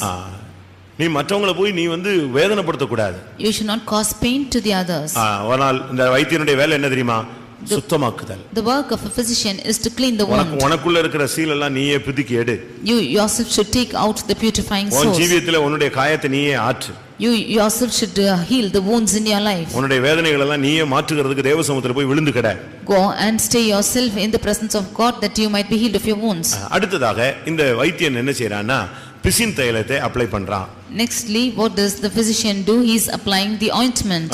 அதுதான் நம்முடைய ஜீவியத்திலே இயேசுவின் இரத்தத்தை காண்பிக்கிறது. That shows the blood of Jesus in his life. எரேமியா 8:22 பார்க்கும் பொழுது Jeremiah 8:22 கிளையாத்திலே பிசின் தைலம் இல்லையோ, ரண வைத்தியனும் அங்கே இல்லையோ, பின்ன ஏன் என் ஜனமாகிய குமாரத்தி சொஸ்தமடையாமற் போனாள்.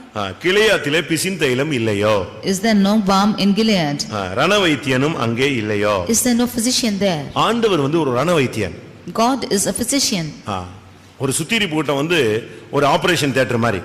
He is like in an operation theater. சுத்திகரிப்பு கூட்டம் ஒரு operation theatre.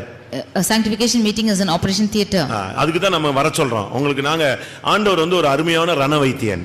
God is a good physician, that's why we asked you to come. கிளையாத்தில் பிசின் தைலம் இருக்கிறது.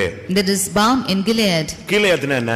What is Gilead? அது சபையை காண்பிக்கிறது. It shows church. அது சாட்சி உள்ள ஒரு இடத்தை காண்பிக்கிறது. It shows a place of witness. பிசின் தைலம் உள்ள ஒரு இடத்தை காண்பிக்கிறது. It shows a place of balm. நீ ஆண்டவர்ட்ட சபைக்குள்ள வரும் பொழுது உனக்கு நல்ல ஒரு சுகம், சத்தியத்தை கேட்கும் பொழுது உனக்கு ஒரு சுகம் உண்டாகும். When you come into the church, when you hear the truth, there will be healing in you. எரேமியா 46:11 பார்க்கும் பொழுது Jeremiah 44:11 எரேமியா 46:11 46:11 எகிப்தின் குமாரத்தியாகிய கன்னிகையே, நீ கீலேயாத்துக்கு போய் பிசின் தைலம் வாங்கு, திரளான அவிழ்தங்களை நீ கூட்டுகிறது விருதா, உனக்கு ஆரோக்கியம் உண்டாகாது. நீ வேற எந்த அவிழ்தங்களை நீ கூட்டினாலும் உனக்கு ஆரோக்கியம் உண்டாகாது. எங்க போ? நீ கீலேயாத்துக்கு போய் பிசின் தைலம் வாங்கு. Whatever medicine you use, that will be in vain. You will not be cured. Go to Gilead and take நீ balm. சபைக்கு போய் சத்தியத்தை கேளு. Go to church and listen the truth. சபைக்கு போய் ஆலோசனை கேளு. Go to church and ask counsel. சபையில உள்ள ஊழியக்காரனாகிய வைத்தியனை போய் நீ சந்தித்து பாரு. You go and consult the physician of the church. தேவனுடைய சமூகத்துக்கு நீ போய் உன்னை சீர்படுத்தி பாரு. You go rectify yourself in the presence of நீ God. அதை செய்யாம நீ வேற என்ன செஞ்சாலும் பிரயோஜனம் இல்ல. Leaving that, if you do anything else, no use. எரேமியா 51 பார்க்கும் பொழுது Jeremiah chapter 31 8ஆம் வசனத்துல verse 8 பாபிலோன் சடுதியில் விழுந்து தகர்ந்தது, அதற்காக அலறுங்கள், அதன் நோவை ஆற்ற பிசின் தைலம் போடுங்கள், ஒருவேளை குணமாகும். ஒருவேளை நீ பாபிலோனுக்கு ஒரு வார்த்தை சொல்லுது, நீ போய் பிசின் தைலம் வேணா போட்டு பாரு, உனக்கு சுகமாகலாம். You go to Babylon, if you are applying the balm, you might be healed. இந்த பிசின் தைலம்னா வீட்ல வச்சிருக்கீங்களா? அந்த ஆயின்மென்ட் அல்ல, வீட்ல நம்ம ஆளுங்க எல்லாத்துக்கும் வச்சிருக்காங்க. Our people are having balms in their house for everything. பேர் தான் விசுவாசி. They are only called namesake believers. அங்க போனா ஃப்ரிட்ஜுக்கு மேல இருக்குறதும் நிலையில இருக்குறதும் இதுதான். But upon the fridge and everything on the lentils are found these. எல்லாம் உடனடி மருத்துவர், சித்த வைத்தியர்கள் ரெடியா இருக்காங்க. இங்கிலீஷும் இருக்கு, எல்லாமே இருக்கு. They are reading, they are having ready medicines, English and Siddha. எல்லாமே நம்முடைய கையில இருக்குது. Everything is in our hands. இவ்வளவுதையும் வச்சிட்டு பைபிளை கையில வச்சுக்கிறோம். Having all this, we are taking Bible in our hands. ஏன் தள்ளுபடி ஆகமத்தை தள்ளி வச்சாங்க? சில ஆகமங்களை தள்ளி வச்சதுக்கு எது காரணம்? Some books have been put away from the Bible. நம்ம பைபிள்ல இப்ப 66 புத்தகங்கள் தான் இருக்கு. தள்ளுபடி ஆகமத்துல கூட சில ஆகமங்கள் உண்டு. There are certain chapters in the Bible which are not found like this. அதெல்லாம் ஏன் விட்டுட்டாங்க? வேண்டான்னு ஏன் தள்ளுபடி ஆகமன்னு அதுக்கு எதுக்கு பேர் வச்சாங்க? Why it is like a castaway chapters in the Bible? நீ உன் வியாதி நேரத்துல வைத்தியனையும் தேடு, தேவனையும் தேடு. இதான் விசுவாசத்துக்கு மாறான ரெண்டு கருத்துக்கள் அங்க இருக்கிறது. There are two options here. You seek for the doctors and also God for your healing. நீ ஜெபமும் பண்ணு, you pray as well, வைத்தியனையும் நாடு, and also seek for a doctor. ஏனென்றால் வைத்தியனும் தேவனால் உண்டாக்கப்பட்டவனே. Because even the doctor is made of God. மருந்துகளும் தேவனால் உண்டாக்கப்பட்டவைகளே. Even medicine is made of God. இதத்தான் Martin Luther சொன்னார், இது விசுவாசத்துக்கு மாறானது. அது என்ன, ஒருத்தர் ரெண்டு படகுல எப்படி பயணப்பட முடியும்? That is how Martin Luther said that how can a man just journey on two boats? இது விசுவாசத்துக்கு மாறானது. This is something contrary to faith. நீதிமான் தன் விசுவாசத்தினால் பிழைப்பான். The just shall live by his faith. மருந்துனால பிழைக்க மாட்டான். He will not live by the balms. இதெல்லாம் விசுவாசத்துக்கு மாறான ஆகமங்கள்னு சொல்லி ஒதுக்கிட்டாங்க. Therefore these are chapters which are contrary to faith and saying so it's custom. நம்முடைய ஜீவியத்துல ஆண்டவருடைய இரத்தத்தை நாம் அப்ளை பண்ணணும். உபதேசம் தான் பிசின் தைலம். தேவனுடைய வார்த்தை தான் பிசின் தைலம், அபிஷேகம் தான் பிசின் தைலம், இயேசுவின் இரத்தம் தான் பிசின் தைலம். In our life we should practice all these medicines in our life, and anointing is the medicine, and Jesus is a medicine, God is a medicine, the word of God is a medicine. கீலேயாத் சபையை காண்பிக்கிறது. சபைக்கு வந்துட்ட பிறகு இந்த சபையில நீ பயமும் திகிலும் உள்ளவனாய் இருக்க கூடாது. Gilead shows the church, after coming into this church you should not be found with fear. சபைக்குள்ள வந்துட்ட பிறகு உனக்கு சபையில உனக்கு ஆரோக்கியம் உண்டு. After you come into the church you have a gain from the church. நான் உனக்கு சௌக்கியத்தையும் ஆரோக்கியத்தையும் வரப்பண்ணுவேன். I will bring healing and health to you. நான் உன்னை நான் உன் பரிகாரியாகிய கர்த்தர். I am the God that healeth you. நான் உன்னை குணமாக்குவேன். I will heal you. என்னுடைய தழும்புகளால் நீ குணமாகிறாய். By my stripes you shall be healed. இப்படி தெளிவான வார்த்தைகள் இருக்கும் பொழுது நீ இங்க வந்துட்ட பிறகு இஸ்ரவேலுக்கு சபைக்குள்ள வந்துட்ட பிறகு நீ சுகமாகிறதுக்கு வெளியே போக கூடாது. அதனால தான் கேள்வி கேட்கிறது, இஸ்ரவேலிலே கிளையாத்திலே ரணவைத்தியன் இல்லையோ? ஆண்டவர் குணமாக்கக்கூடிய சக்தி ஆண்டவருக்கு இல்லையா? When there are clear words like this, you should not come into the church and go without healing. Because of this God asks, is there no balm in Gilead? Is there no healing power in God? ஆதியாகமம் 37:25 பார்க்கும் பொழுது Genesis chapter 37 verse 5. கிளையாத்திலே கந்தவர்க்கமும் உண்டு, சுகந்தவர்க்கமும் உண்டு, பிசின் தைலமும் உண்டு. There is sweet spices, there is ointment, and also balm in Gilead. இந்த சபைக்கு வந்த பின்பு மரணத்துக்கு நீ பயந்தா ஓடி போயிடு.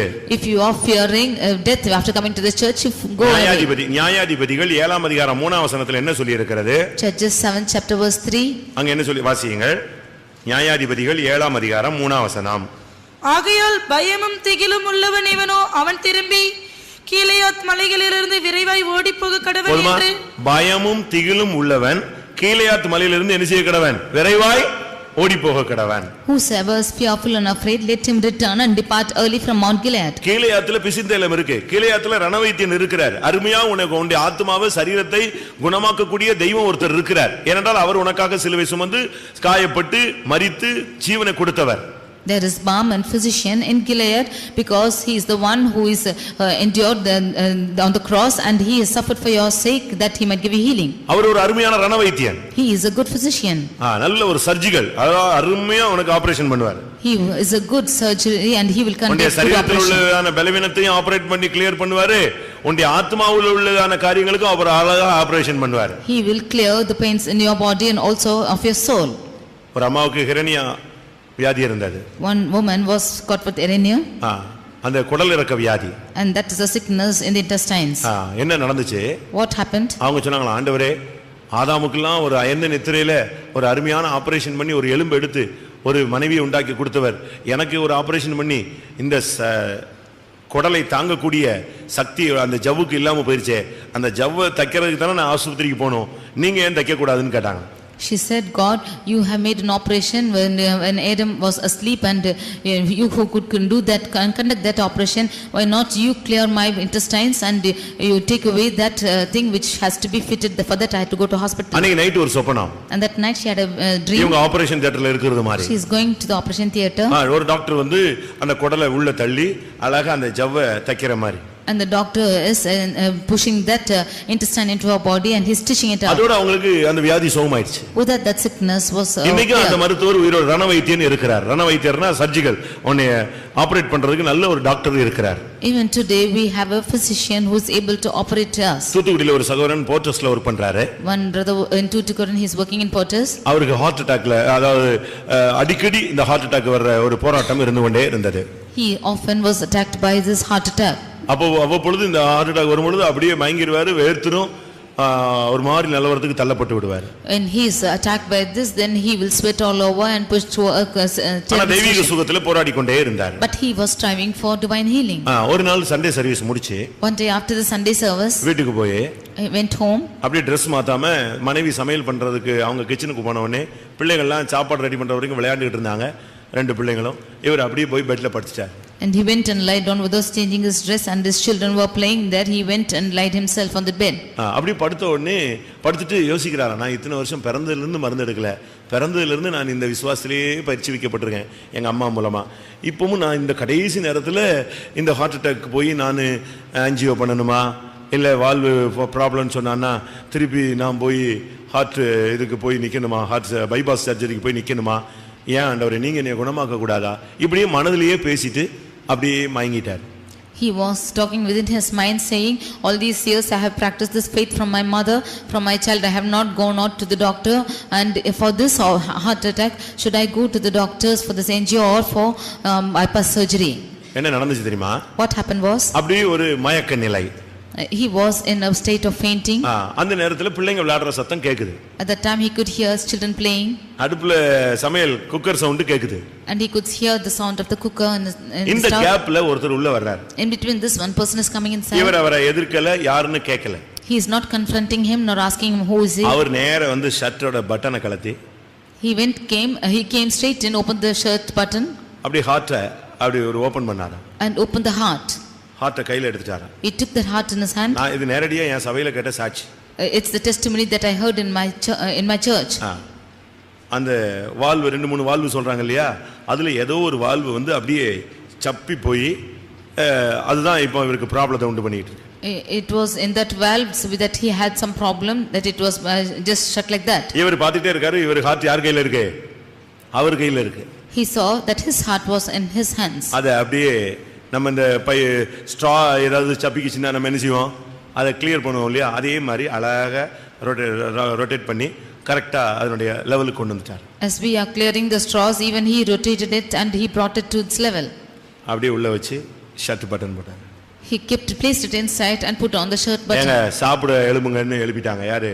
வைஃப் வந்து எழுப்பிச்சு. And the wife came and woke him to eat. அவர் ஷாக் ஆன மாதிரி எழுப்பிட்டாரு. And he woke in a shock. இவர் ஷாக் ஆன உடனே அது பயந்துச்சு, மறுபடியும் ஏதாவது ஸ்ட்ரோக்கு வந்துருச்சோன்னு சொல்லி. And she was afraid that again a stroke has come. அப்படி அல்ல. It was not so. கர்த்தர் இன்னைக்கு குணமாக்கிட்டார். And the Lord healed him. இன்னைக்கு அவர் ரண வைத்தியனாக இருக்கிறார். Even today the Lord is a physician. நல்ல அருமையா ஆபரேட் பண்ணுவாரு. He will operate well. நீங்க அவர்ட்ட போணும். You should go to him. நீங்க 2-3 மனதோடு நீங்க சுத்திட்டு இருக்க கூடாது. You should not walk away with கிளையத்திலே பிசின்தைலம் இல்லையோ, ரணவைத்தியன் இல்லையோ, பின்ன ஏன் என் ஜனமாகிய குமாரத்தி சொஸ்தமடையாமல் போனாள்? Is there no balm or physician in Gilead? Then why is my daughter not healed? நீ ஒரு வைத்தியன். You are a physician. தேவன் ஒரு வைத்தியர். God is a physician. இயேசு ஒரு வைத்தியர். Jesus is a physician. பரிசுத்த ஆவியானவர் ஒரு வைத்தியர். Holy Spirit is a physician. பரிசுத்த ஆவியானவர் எக்ஸ்ட்ரா ஆர்டினரி பவர். அதாவது அவன் வியாதியில செத்துட்டா கூட கிறிஸ்துவை மரித்தோரிலிருந்து எழுப்பின ஆவி உங்களில் வாசமா இருந்தால் சாவுக்கு ஏதுவான சரீரங்களை உயிர்ப்பிப்பார். Holy Spirit has extraordinary power that even if he is dead of his sickness, he can quicken the ones who are dead, has the resurrecting power and he will quicken. ஒரு குட்டி பையனுக்கு cancer. One small boy had cancer. இன்னைக்கு காலையில அவன் செத்துட்டான்னு சொன்னாங்க. And they said today he is dead. பாடி எல்லாம் blue ஆயிடுச்சு. The body became blue. செத்துட்டான். He was dead. சாயங்காலம் 3 மணிக்கு சொல்றாங்க பாடி ஹீட் ஆயிடுச்சு. பாடி அழுகிடுச்சு, நான் ஒரு மாதிரி போயிடுச்சு, ப்ளூ ஆயிடுச்சுன்னு சொன்னாங்க. சாயங்காலம் 3 மணிக்கு இல்ல, பாடி ஹீட் ஆயிடுச்சு. They who said that his body became blue at evening 3 o'clock, he said that the body was heated. அவங்க எல்லாம் இப்ப ஜெபிச்சிட்டு இருப்பாங்கன்னு நினைக்கிறேன். I think they are all praying. பயங்கரமா போராடிட்டு இருக்காங்க. அந்த ஊரே கடந்து கத்திட்டு இருக்குது. That whole of the place were praying. எழுப்பிடணும்னு சொல்லி. That God should raise him. மரணத்தோடு அவங்க அபிஷேகத்துல எதிர்த்து நிக்கிறாங்க. They are resisting in the anointing against death. சபைக்குள்ள வரும் பொழுது உனக்கு ஒரு விடுதலை. When you go to the church, you are healed. தேவன் பரிகாரி, இயேசு பிதா பரிகாரியாகிய தேவன், குமாரன் உன்னை குணமாக்கக்கூடிய வல்லமை உள்ளவர், ஆவியானவரும் உன்னை குணமாக்கக்கூடியவர். God is a physician, even so the Son will heal and the Holy Spirit also will heal. ஒவ்வொரு ஊழியக்காரனும் வைத்தியன், ஒவ்வொரு விசுவாசியும் வைத்தியன். புதிதா வந்தாலும் இயேசுவின் வசனத்தை நீ விசுவாசித்தால் உன் மூலமாய் தேவன் அவனை மற்றவர்களை குணமாக்கக்கூடிய சக்தியை வெளிப்படுத்துவார். Every believer or a servant of God is a physician too, and even if you are a newcomer, if you believer on the Lord Jesus, the Lord will make healing through you. நீதிமொழிகள் 17:22 பார்க்கும்போது Proverbs 17:22 மனமகிழ்ச்சியே நல்ல ஔஷதம். A merry heart doeth good medicine. மனமகிழ்ச்சி நல்ல ஔஷதம். English நீதிமொழிகள் 17:22.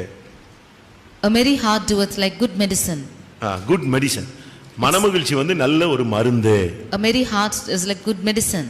நீ வந்து சந்தோஷமா இருந்தாலே போதும், உன்னுடைய வாழ்க்கையில அதுதான் மருந்து, உனக்கு வியாதியே வராது. If you are happy, then it's a medicine, you will not become sick. மூஞ்சி தூக்கி போட்டுட்டே முகவாடலாவே முகநாடி வேறுபட்டே சுத்தாத. You do not walk about with a drowsy face. கப்பல் கவுந்த மாதிரியே சுத்திட்டு இருப்பாங்க. Some of them will wander like the ship is being drowned. ஒரு சின்ன காரியம்னாலும் அப்படியே சோர்ந்து விடாய்த்து வியாதியஸ்தராய் படுத்துக்கிறது ஒரு 3 நாளைக்கு. Even for a small thing you becoming weary and faint and என்ன ஆனாலும் சரி, நான் கர்த்தருக்குள் மகிழ்ச்சியா இருப்பேன். Whatever might happen, I will be cheerful in the Lord. என்ன வந்தாலும் சரி. Whatever might happen. மந்தையில முதல்ல ஒண்ணுமே இல்லாம போனாலும், ஒண்ணுமே பலன் கொடுக்காம போனாலும், ஒண்ணுமே இல்ல ரிசல்ட் வந்து ஒண்ணுமே இல்ல. ஆனா உனக்குள்ள என்ன இருக்கணும்? நான் கர்த்தருக்குள் மகிழ்ச்சியா இருப்பேன், என் தேவனுக்குள் நான் களி கூறுவேன். அதுதான் உனக்கு மருந்து. Even if there's nothing in the flock, even if nothing is there for you, you should be cheerful in the Lord. That is your health. உன்கிட்ட அந்த மருந்து, வைத்தியனே உன்கிட்ட அந்த மருந்து இருக்கா? Do you have this medicine? யோசிச்சு பாருங்க. Just think and see. வைத்தியர்களாகிய உங்களிடத்துல என்னிடத்துல அந்த மருந்து இருக்கா? You who are physicians, do you have this medicine in you? சில டாக்டர்ட்ட போனீங்கன்னா அந்த ப்ளூ மருந்து வச்சிருப்பான். என்னத்துக்கு போனாலும் அந்த ப்ளூ மருந்து ஊத்தி விட்டுருவான். Some of them will have a blue medicine and the doctors will pour out for everything that same medicine. எல்லா ஸ்கூல்லயும் ஒரு டிஞ்சர் வச்சிருப்பான். என்னத்தை அடிபட்டு பையன் தலை உப்பர விழுந்து வந்தாலும் அதை போட்டு விட்டுருவான். அவன் ஏற்கனவே கத்திட்டு வருவான், இதை போட்ட உடனே இன்னும் கத்துவான். In all schools they will have tincture, and when one person is wounded they will apply this and he will shout the more. நம்ம அப்படி இருக்க கூடாது. We should not be like that. உனக்குள்ள ஒரு மருந்து இருக்கு. என்ன மருந்து? You have a medicine within you. மன மகிழ்ச்சியே நல்ல ஒரு மருந்து. A merry heart is like a good medicine. வேற ஒரு மருந்து தேவையே கிடையாது. No other medicine is needed for you. ஒரு சின்ன காரியம் வந்த உடனே சோர்ந்து விடாய்த்து பின்வாங்கி ஓடி போய் பைபிளை கீழ போட்டு அப்படியே கூட்டத்துக்கு வந்தாலும் 4 தூணுக்கு பின்னால 7 தூணுக்கு பின்னால போய் உட்கார வேண்டிய அவசியம் கிடையாது. When a small matter comes, it's not needed for you to throw away your Bible and leave all your joyfulness, and when even if you come for the meeting, மன மகிழ்ச்சி, சந்தோஷமா இரு. You be merry. மறுபடியும் சொல்லுகிறேன், கர்த்தருக்குள் சந்தோஷமா இருங்கள் தான் இயேசு சொன்னார். Again I say, you rejoice in the Lord. சில வைத்தியர்கள் இருக்காங்க. Some doctors are there. அவங்க எப்படிப்பட்ட வைத்தியர்கள் தெரியுமா? What physicians are they? நல்லவனை போய் குழப்பிக்கிட்டே இருப்பான். They will go and confuse a good person. பிணியாளிக்கு தான் வைத்தியம் தேவை. யாருக்கு வைத்தியம் தேவையில்லை? Only for those சுகமா இருக்கிறவனுக்கு என்ன கிடையாது, தேவையில்லை. There is no need for a physician for a good person. மத்தேயு 9:12 சொல்லி இருக்கிறது, பிணியாளிக்கு தான் வைத்தியம் தேவை. Matthew 9:12 it is said, it's for the sick person you need a physician. பிணியாளிகளுக்கு தான் நீங்க வைத்தியனா செயல்படணும். நல்லவனை போட்டு குழப்பிட்டு இருக்க கூடாது. It is for a sick person you need to serve and not a good person. நீங்க பிணியாளிகளுக்கு வைத்தியனா இல்ல விட்டா நல்லா இருக்கிறவனுக்கு போய் வைத்தியம் பண்ணிட்டு இருக்கீங்களா? Or you a physician to the one who are healed or those who are whole? யோபு 13:4 ஒரு வைத்தியன் இருக்கிறான். In Job 13:14 there is நீங்க எந்த வைத்தியர்கள்னு இப்ப செக் பண்ணணும். You check as to what physician are you. நீதி நான் முதலாவது சொன்ன மத்தேயு 9:12 அது பிணியாளிகளுக்குள்ள வைத்தியன். இரண்டாவது வைத்தியன் யாரு? யோபு 13:4 நீங்கள் பொய்யை பிணைக்கிறவர்கள், நீங்கள் எல்லாரும் காரியத்துக்கு உதவாத வைத்தியர்கள். காரியத்துக்கு உதவாத வைத்தியர்கள். திருப்பி என்னத்துக்கு இவன் வைத்தியனா இருக்கிறான்? Ye are physicians of no value. What is he a physician for? காரியத்துக்கு உதவாத வைத்தியர்கள். They are physicians of no value. முதலாவது பிணியாளிகளை கவனிக்காம இருக்கிற வைத்தியன் இருக்கிறான். Firstly, the physicians who are not looking on the sick. பாதிக்கப்பட்ட ஜனங்களுக்கு நீங்க உதவி செய்யணும். You should help the sick people. நல்லா இருக்கிறவனுக்கு போய் நீ செக் பண்ணிட்டு இருக்க வேண்டிய அவசியம் கிடையாது. There's no need for you to check those who are in good need. நீ பாதிக்கப்பட்டவன்ட்ட போய் ஆறுதல் சொல்லு, பாதிக்கப்பட்டவனுக்கு உதவி செய். நல்லா இருக்கிறவனுக்கு உதவி செஞ்சு என்ன பிரயோஜனம்? What is the use of you going and helping those who are in good health? You go சாப்பாடு இல்லாதவனுக்கு சாப்பாடு கொடு. சாப்பாடு இருக்கிறவனுக்கு இன்னொரு பிளேட்டை கொண்டு போய் கொடுத்து என்ன பிரயோஜனம்? You go give food to the ones who are don't having food, and what's the use for you to feed the ones who are having food? யோபுவினுடைய நண்பர்களை குறித்து தான் சொல்லி இருக்கு, காரியத்துக்கு உதவாத வைத்தியர்கள். The friends of Job are called as physicians of no value. அவங்க எல்லாம் காரியத்துக்கு உதவாதங்க. ஒரே பிரசங்கம் தான் பண்ணானே தவிர ஒருத்தனுக்கும் செயல் இல்லாத வாழ்ங்க. They will only preach but have no work in them. லொடலொடன் பேசிட்டே இருப்பான். They will keep on speaking. பேசி பேசி பேசி பேசி பேசி அந்த உத்தமனை போட்டு உயிரை வாங்கிட்டானுங்க. They kept speaking and made vain in the one who was upright. சில வீடுகளில் இந்த மனைவிமாருக்கு இந்த ஆவி இருக்கு, காரியத்துக்கு உதவாத வைத்தியர்களாக. Some of them the wives are having the spirit as the physicians of no value. பேசிட்டே இருப்பாங்க. அதனால தான் தூக்கத்துல கூட பேச ஆரம்பிச்சறாங்க. They will keep on speaking in for good things. அவங்க வாட்டுக்கு இந்த சிம்சோனுடைய வைஃப் இருக்கா, அது ஒரு ஆவி. சிம்சோன் வைஃப் அல்ல, சிம்சோன் போய் படுத்திருந்த ஒரு வீட்டுல ஒரு பெண் இருந்தா, அவ இவனை போட்டு அலட்டிக்கிட்டே இருப்பா. 24 hours அவளுக்கு அதே மைண்ட் தான் ஓடிட்டே இருக்கு. Samson went and lied in one house that was a woman there. She kept on tormenting him for 24 hours. Christmas வர்றதுக்கு 7 மாசத்துக்கு முன்னாலேயே ட்ரெஸ் வாங்கணுமாங்க ஒரு சிலர். Even before 7 months. இப்பமே சொன்னாதான் அவருக்கு ஞாபகத்துல வருமா? 7 months before Christmas they will ask for dress because they should remind him even now. என்ன ஆவி பூந்துருச்சு பாத்தீங்களா? See what spirit has gone into them. நமக்குள்ள இப்படி அலட்ற ஆவி இருக்கா? காரியத்துக்கு உதவாது. இந்த 3 நண்பர்களும் வந்து பேசி பேசி பேசி அருமையான உத்தமனை புலம்ப வச்சிட்டானுங்க. These 3 friends came and kept on speaking, and they made him to lament who was an upright person. சில வீட்ல புருஷன்மாருக்கு இந்த காரியத்துக்கு உதவாத வைத்திய ஆவி வந்துரும். Some of their husbands are like physicians of no value. போட்டு வீட்ல எப்ப பார்த்தாலும் பேசிட்டே இருப்பான், பொம்பளை மாதிரி பேசிட்டே இருப்பான். They will keep on speaking as a woman in that house. இந்த ஆவியெல்லாம் நமக்கு வரக்கூடாது. காரியத்துக்கு உதவாத வைத்தியனா நீ இருக்கக்கூடாது. We should not be physicians of no value. Mark 5:26 ஒரு வைத்தியன் இருக்கிறான். In Mark 5:26 there is a physician. வருத்தப்படுத்தும் Vaithiyan. Those are physicians who are worried. அநேக வைத்தியர்களால் மிகவும் வருத்தப்பட்டு அநேக வைத்தியர்களால் அவள் வருத்தப்பட்டாள். She suffered many things of the இந்த physicians. வைத்தியன் அவளை குணமாக்கல. They did not heal her. என்ன பண்ணா? What did they do? அவளை துன்பப்படுத்தின ஒரு ஆளு. They only put her to suffering. அநேக வைத்தியர்களால் அவள் வேதனைப்படுத்தப்பட்டவர். She was suffering because of many physicians. மற்றவங்களை நம்ம வருத்தப்படுத்த கூடாது. We should not suffer the others. மற்றவங்களை வருத்தப்படுத்தினா கர்த்தர் உன்னை வருத்தப்படுத்துறதுக்கு அடுத்த ஆளை கொண்டு வந்து நிப்பாட்டுவார். If we are grieving the others, the Lord will bring another. நீ எந்த அளவின்படி அளக்கறாயோ அந்த அளவின்படியே நீ அளக்கப்படுவாய். To the measure you meet, to that measure you will be met. அநேக வைத்தியர்களால் அந்த பெண் மிகவும் வருத்தப்பட்டாள். That woman was suffering because of many physicians. வியாதினால் வருத்தப்பட்டாள்னு சொல்லாம இப்ப எங்க போயிருச்சு? வியாதி போய் இப்ப யாருனால வருத்தப்படுறா? வைத்தியர்களால் வருத்தப்படுறா. She is not suffering because of a sickness but by many physicians. வெளியே இருக்கிற பிரச்சனை தாண்டிட்டு இப்ப வீட்ல இருக்கிற சமாதானம் இல்லாம வீட்லயே பயங்கர பிசாசா போராட்டமா இருக்கு. And not the peace outside, even the house it is tormenting and Satan is working well in the house. லூக்கா 8ஆம் அதிகாரத்துல பார்க்கும் பொழுது Luke's Gospel chapter 8. அநேக பணத்தை அவனுக்காக ஆஸ்திகள் எல்லாம் வைத்தியர்களுக்கு செலவழித்தாள். She gave Luca all 8:43. 8:43. அப்பொழுது 12 வருஷமாய் பெரும்பாடுள்ளவளாய் இருந்து தன் ஆஸ்திகளை எல்லாம் வைத்தியர்களுக்கு செலவழித்து தன் ஆஸ்திகளை எல்லாம் வைத்தியருக்கு செலவழித்தார். சில வைத்தியர் இருக்காங்க பணத்தை எல்லாம் செலவழிச்சுக்கிட்டே, நீங்க 30,000 ரூபாய் கட்டுங்க, ஒரு 80,000 ரூபாய் கட்டினா ஆள் பிழைப்பாரு, இல்லைன்னா இன்னும் அரை மணி நேரத்துல செத்துருவாருமா. There are some physicians who say that you pay 30,000 or 80,000, within half an hour this person will die otherwise. அவன் சாக போவான். நீ ஃபீஸ் கட்டினாதான் நான் என்ன செய்வேன், ஆபரேட்டே பண்ணுவேன்னு சொல்லுவான். அவன் செத்துருவான் ஆபரேஷன் பண்ணலன்னா. அந்த லெவல் இருக்கு அவனுக்கு. ட்ரீட்மெண்ட் கொடுக்கறது கூட ஃபர்ஸ்ட் எய்ட் கூட பண்ண மாட்டான். கட்டுங்க 50,000 கட்டுங்கன்னு. அவன் எப்படி அதெல்லாம் யோசிக்க மாட்டான். மனிதாபிமானமே இல்லாம பணம் தான் குறிக்கோள்.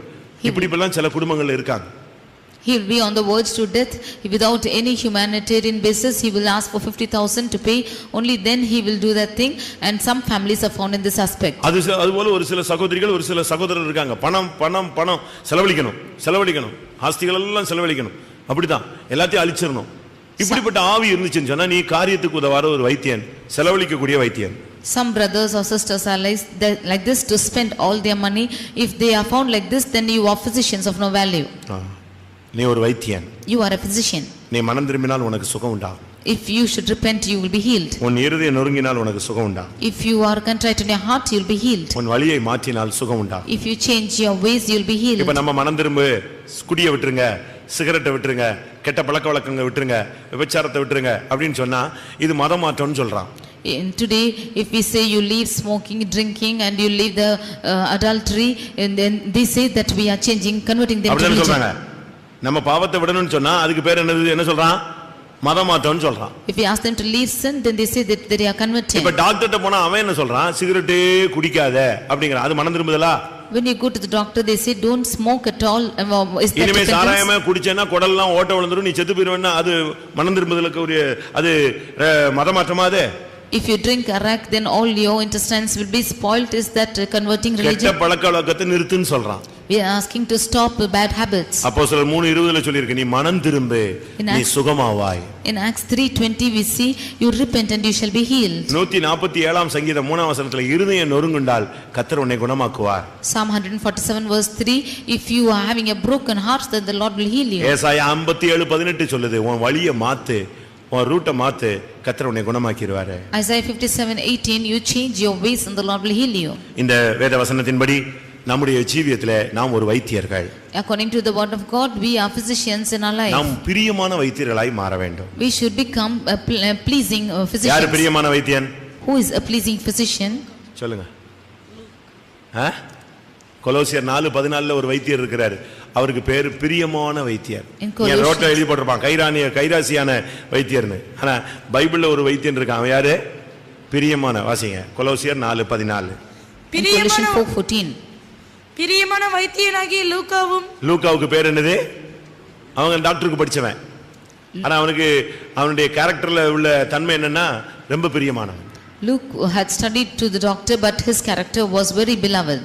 அவர்தான் லூக்கா எழுதின சுவிசேஷத்தையும் அப்போஸ்தலர் நடபடிகளையும் எழுதினதாக எண்ணப்படுகிறார்.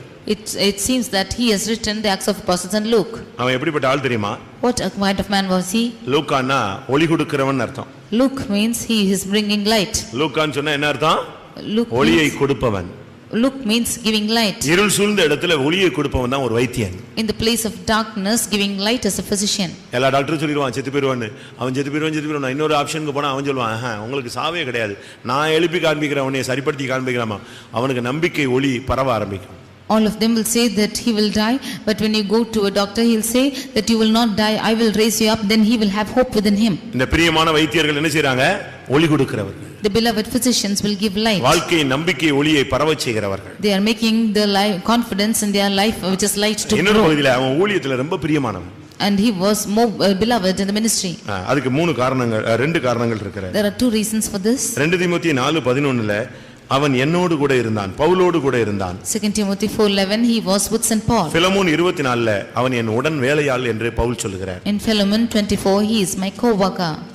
நீ கர்த்தருக்கு பிரியமானவனா இருக்கணும், பரிசுத்தவான்களுக்கு பிரியமானவனா இருக்கணும்னா பரிசுத்தவான்களோடு நிக்கணும், பரிசுத்தவான்களுடைய உடன் வேலையாளா நீ நிக்கணும். If you should be the beloved of God unto the saints, you should stand with the saints and also a co-worker with them. அதனால தான் அவர் இவனை பத்தி எழுதுறாரு, பிரியமான லூக்கா. That is why he said that he is a beloved. பிரியமான வைத்தியனாகிய லூக்கா. He is Luke who is beloved physician. அவன் என்னோடு கூட ஜெயிலே இருப்பான். And he will always do what he pleases. என்னோடு கூட சுவிசேஷ வேலையும் செய்வான். He will do the gospel work with me. அவன் வைத்தியன் அப்படி இப்படிலாம் சொல்லிட்டு போறது இல்ல. பவுலோட சேர்ந்து ஜெயில போனா ஜெயில போய் கிடப்பான். அவனோட உடன் ஊழியனா வேலை செய்யணும்னா வேலையை செய்வான். And if he is asking to go and do his work, he will do. And if he is asking to do the ministry with him, he will do it too. நாம் மற்றவர்களுக்கு பிரியமான, தேவனுக்கு பிரியமான ஒரு வைத்தியர்களாக ஒளி கொடுக்கக்கூடியவர்களாய் நாம் மாற வேண்டும். We should become beloved physicians giving light to others. எல்லாரும் கண்களை மூடுவோம். Let's all close our eyes. ஆண்டவருடைய சமூகத்திலே தேவன் அவர் பரிகாரி, இப்போது அந்த ஸ்தானத்துல நம்மை பரிகாரிகளாக ஏற்படுத்தி வைத்திருக்கிறார். In the presence of God, God is a physician and he has kept us a physician in his stead. தேவன் பிதா பழைய ஏற்பாட்டு காலத்திலே தன்னை ஒரு பரிகாரியாக வெளிப்படுத்தினார். God the Father revealed himself as a physician in the Old Testament. இயேசு ஜீவனோடு நடந்து வந்து எல்லாரையும் அவர் சுகமாக்கினார். Jesus walked being alive and healed all the people. ஆவியானவர் இன்றைக்கும் வியாதியஸ்தர்களை குணமாக்கி கொண்டிருக்கிறார். The Spirit of God is also healing the sick. ஒவ்வொரு ஊழியர்களையும் கர்த்தர் அந்த ஸ்தானத்துக்கு ஏற்படுத்தி வைத்திருக்கிறார். The Lord has ordained the servants of God. விசுவாசிக்கிற ஒவ்வொருவனையும் வைத்தியனாக தம்முடைய வல்லமையை வெளிப்படுத்தக்கூடிய சக்தி உள்ளவர்களாய் கர்த்தர் ஏற்படுத்தி வைத்திருக்கிறார். The Lord has ordained those who are believing to become physicians. முதலாவது உங்களை குணமாக்குங்கள். Firstly, you heal yourself. உங்களுடைய ஜீவியை நார விடாமல் பாதுகாத்துக் கொள்ளுங்கள். You preserve your life without stinking. மற்றவருடைய ஜீவியத்தை கெட்டுப்போக அனுமதியாதீர்கள். Do not allow others' life to stink. மற்றவர்களுக்கு ஆறுதலாய் பேசுங்கள். Speak comfortably to the others. உங்களுடைய ஜீவியத்தை சுத்தமாக்குங்கள். You cleanse your life. மற்றவருடைய ஜீவியத்தின் சுத்திகரிப்புக்காக உதவி செய்யுங்கள். You go and help the others to be sanctified. சபைக்கு செல்லுங்கள். You join the church. அங்க ரணவைத்தியன் உண்டு. And there is அங்கே சத்தியம் உண்டு. There is truth there. உபதேசம் உண்டு. There is doctrine there. ஆழமான தன்மைகள் உண்டு. There are deep things there. கர்த்தர் உன்னை குணமாக்குவார். The Lord will heal you. நீ குணப்பட்ட பின்பு மற்றவனை குணமாக்கச் செல். After you heal yourself, you heal the others. தயவு செய்து யாரும் காரியத்துக்கு உதவாத வைத்தியர்களாக அலட்டக்கூடியவர்களாக அதிகமாக பேசக்கூடியவர்களாக இராதீர்கள். Do not be a physicians who are of no use, who speak much and become மற்றவர்களை வருத்தப்படுத்தக்கூடியவர்களாக இருக்காதீர்கள். Do not be the ones who are accusing the others. வீணாக செலவு வைக்கக்கூடியவர்களாக இருக்காதீர்கள். Do not be the ones who are bringing vain கர்த்தருடைய things. சமூகத்திலே பிரியமானவர்களாய் மாறுங்கள். Be the ones who are pleasing in the sight of the Lord. அவரோடு கூட இருங்கள். You be with him. அவருடைய ஜனங்களோடு கூட இருங்கள். Be with his people. அவருடைய பரிசுத்தவான்களோடு நன்மை தீமையிலே நில்லுங்கள். We stand with the saints of God in good and bad. கர்த்தர் நம் மூலமாய் தம்முடைய வல்லமையை வெளிப்படுத்துவாராக. The Lord will reveal his power through us. நம்மை குணமாக்குவது மாத்திரமல்ல, நாம் மற்றவர்களையும் குணமாக்க வேண்டும். Not only healing us, we should heal the others. அந்த அதிகாரம் அந்த வல்லமையை நமக்கு தேவன் கொடுத்திருக்கிறார். The Lord has given this power. ஒரு விசை இந்த மாலை வேளையிலே அந்த வல்லமை அதிகாரத்தை நாம் சுவீகரித்துக் கொள்வோம். Once again let us get that same power. கர்த்தாவே மறுபடியும் உம்முடைய வல்லமையினாலும் அதிகாரத்தினாலும் என்னை நிரப்பும், என்னையும் பலப்படுத்தும், மற்றவர்களை நான் சரிப்படுத்த எனக்கு உதவி செய்யும். Lord, fill me with that power and authority to rectify myself and also heal the others. கர்த்தர் அந்த வல்லமை அதிகாரத்தை மறுபடியும் ஒரு விசை நமக்கு தரும்படியாக எல்லாரும் காத்திருப்போம். That the Lord might give us that power and authority to us once again. Let us கர்த்தர் அந்த வல்லமையினால் நம்மை நிரப்புவாராக. The Lord will fill us with that power. வைத்தியர்களாய் நாம் இந்த பூமியிலே காணப்படுவோம். Let us be as physicians and workers. Amen. Praise the Lord, praise the Lord, praise the Lord, praise the Lord, praise the Lord. Hallelujah. Ikkarabala tirikkarabala katikkarabala katirikkarabala katirania. Hallelujah, hallelujah, hallelujah, hallelujah, hallelujah. ஆமென். ஞானமுள்ளவனுடைய நாவு ஔஷதம். ஹல்லேலூயா. இனிய சொற்கள் எலும்புகளுக்கு ஔஷதம். மன மகிழ்ச்சியே நல்ல ஔஷதம். ஹல்லேலூயா. உனக்குள் ஒரு மருந்தை கர்த்தர் வைத்திருக்கிறார். அதுதான் கிருபை, வார்த்தை, வல்லமை. ஹல்லேலூயா, ஹல்லேலூயா, ஹல்லேலூயா. நீங்க ஜெபித்து யாருக்காவது சுகமா இருக்கா? ஆமென். கட்டாயம் சுகம் உண்டாகும். ஹல்லேலூயா. விசுவாசத்தோடு ஜெபியுங்கள். ஹல்லேலூயா, ஹல்லேலூயா, ஹல்லேலூயா. நீ தேவனுடைய வல்லமையினால் இரவெல்லாம் ஜெபித்து உன்னுடைய தேவனுடைய கிருபையினால் வல்லமையினால் அதிகாரத்தினால் நீ நிரப்பிக் கொள்ள வேண்டும். ஆமென். உன்னுடைய ஊழியத்திலும் உன்னுடைய வாழ்க்கையிலும் உன்னுடைய எல்லா இடங்களிலும் நீ தேவனுடைய வல்லமையை உனக்குள்ளிருந்து வெளியே செல்வதை அநேகரை குணமாக்குவதை நீ அனுபவிக்க வேண்டும், உணர வேண்டும்.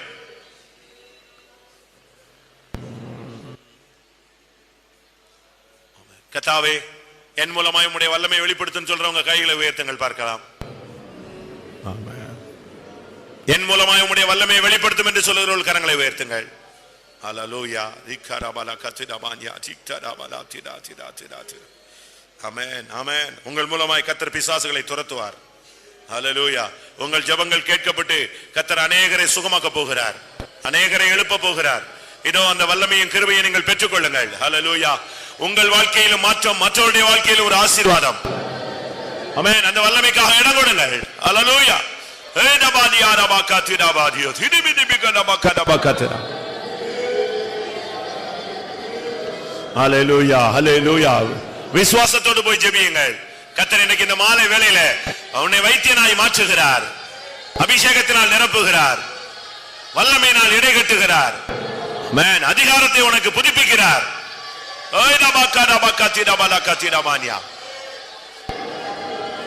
ஆமென். இனி நீ ஜெபிக்கும் பொழுது உனக்கும் சுகம், மற்றவர்களுக்கும் சுகம். ஹல்லேலூயா, ஹல்லேலூயா, ஹல்லேலூயா. உனக்கு விடுதலை, மற்றவர்களுக்கு விடுதலை. ஹல்லேலூயா.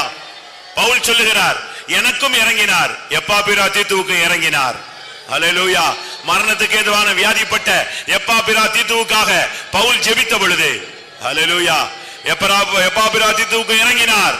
ஹல்லேலூயா, ஹல்லேலூயா, ஹல்லேலூயா. துக்கத்தின் மேல் துக்கம் இராதபடி எனக்கும் தேவன் இறங்கினார். ஹல்லேலூயா. உன் மூலமாய் உனக்குள்ள வல்லமை இறங்கட்டும், மற்றவர்களுக்குள்ள வல்லமை செல்லட்டும். ஒரு நிமிடம் தேவனுடைய வல்லமைக்கு இடம் கொடுங்கள். கர்த்தாவே, குணமாக்கு வல்லமையினால் என்னை இடை கட்டும். குணமாக்கு வல்லமையினால் என்னை இடை கட்டும் ஆண்டவரே.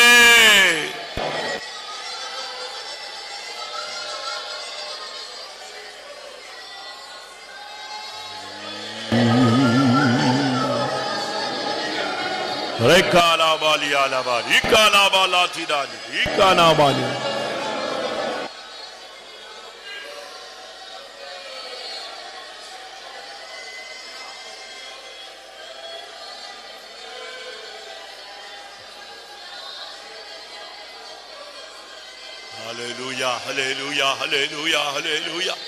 Ribala bari bala bari ala bala karaba karabala katrama. ஆம். தேவனுடைய வார்த்தைகளுக்காக ஸ்தோத்திரம் பண்ணுவோம். Praise the Lord, praise the Lord, praise the Lord, praise the Lord, praise the Lord. நம்மை ஒரு வைத்தியர்களாய் கர்த்தர் இந்த பூமியில வைத்திருக்கிறதுக்காக ஸ்தோத்திரம் பண்ணுவோம். பிரியமான வைத்தியர்களாய் ஜீவிக்க உதவி செய்ய முடியாது ஸ்தோத்திரம் பண்ணுவோம். தேவன் நமக்கு கொடுத்த அதிகாரத்தையும் வல்லமையும் பயன்படுத்தி நம்மையும் மற்றவர்களையும் சீர்படுத்திக் கொள்ள உதவி செய்ய முடியாது ஸ்தோத்திரம் பண்ணுவோம். கர்த்தருக்காக சேவை செய்தவர்களை சேர்க்க அவர் வரப்போற அப்படினால ஸ்தோத்திரம் பண்ணுவோம். அந்த நாளுக்கு என்று ஒவ்வொருவரையும் தகுதிப்படுத்த முடியாது ஸ்தோத்திரம் பண்ணுவோம். பிதா குமாரன் பரிசுத்த ஆவியானவருக்காக ஸ்தோத்திரம் பண்ணுவோம்.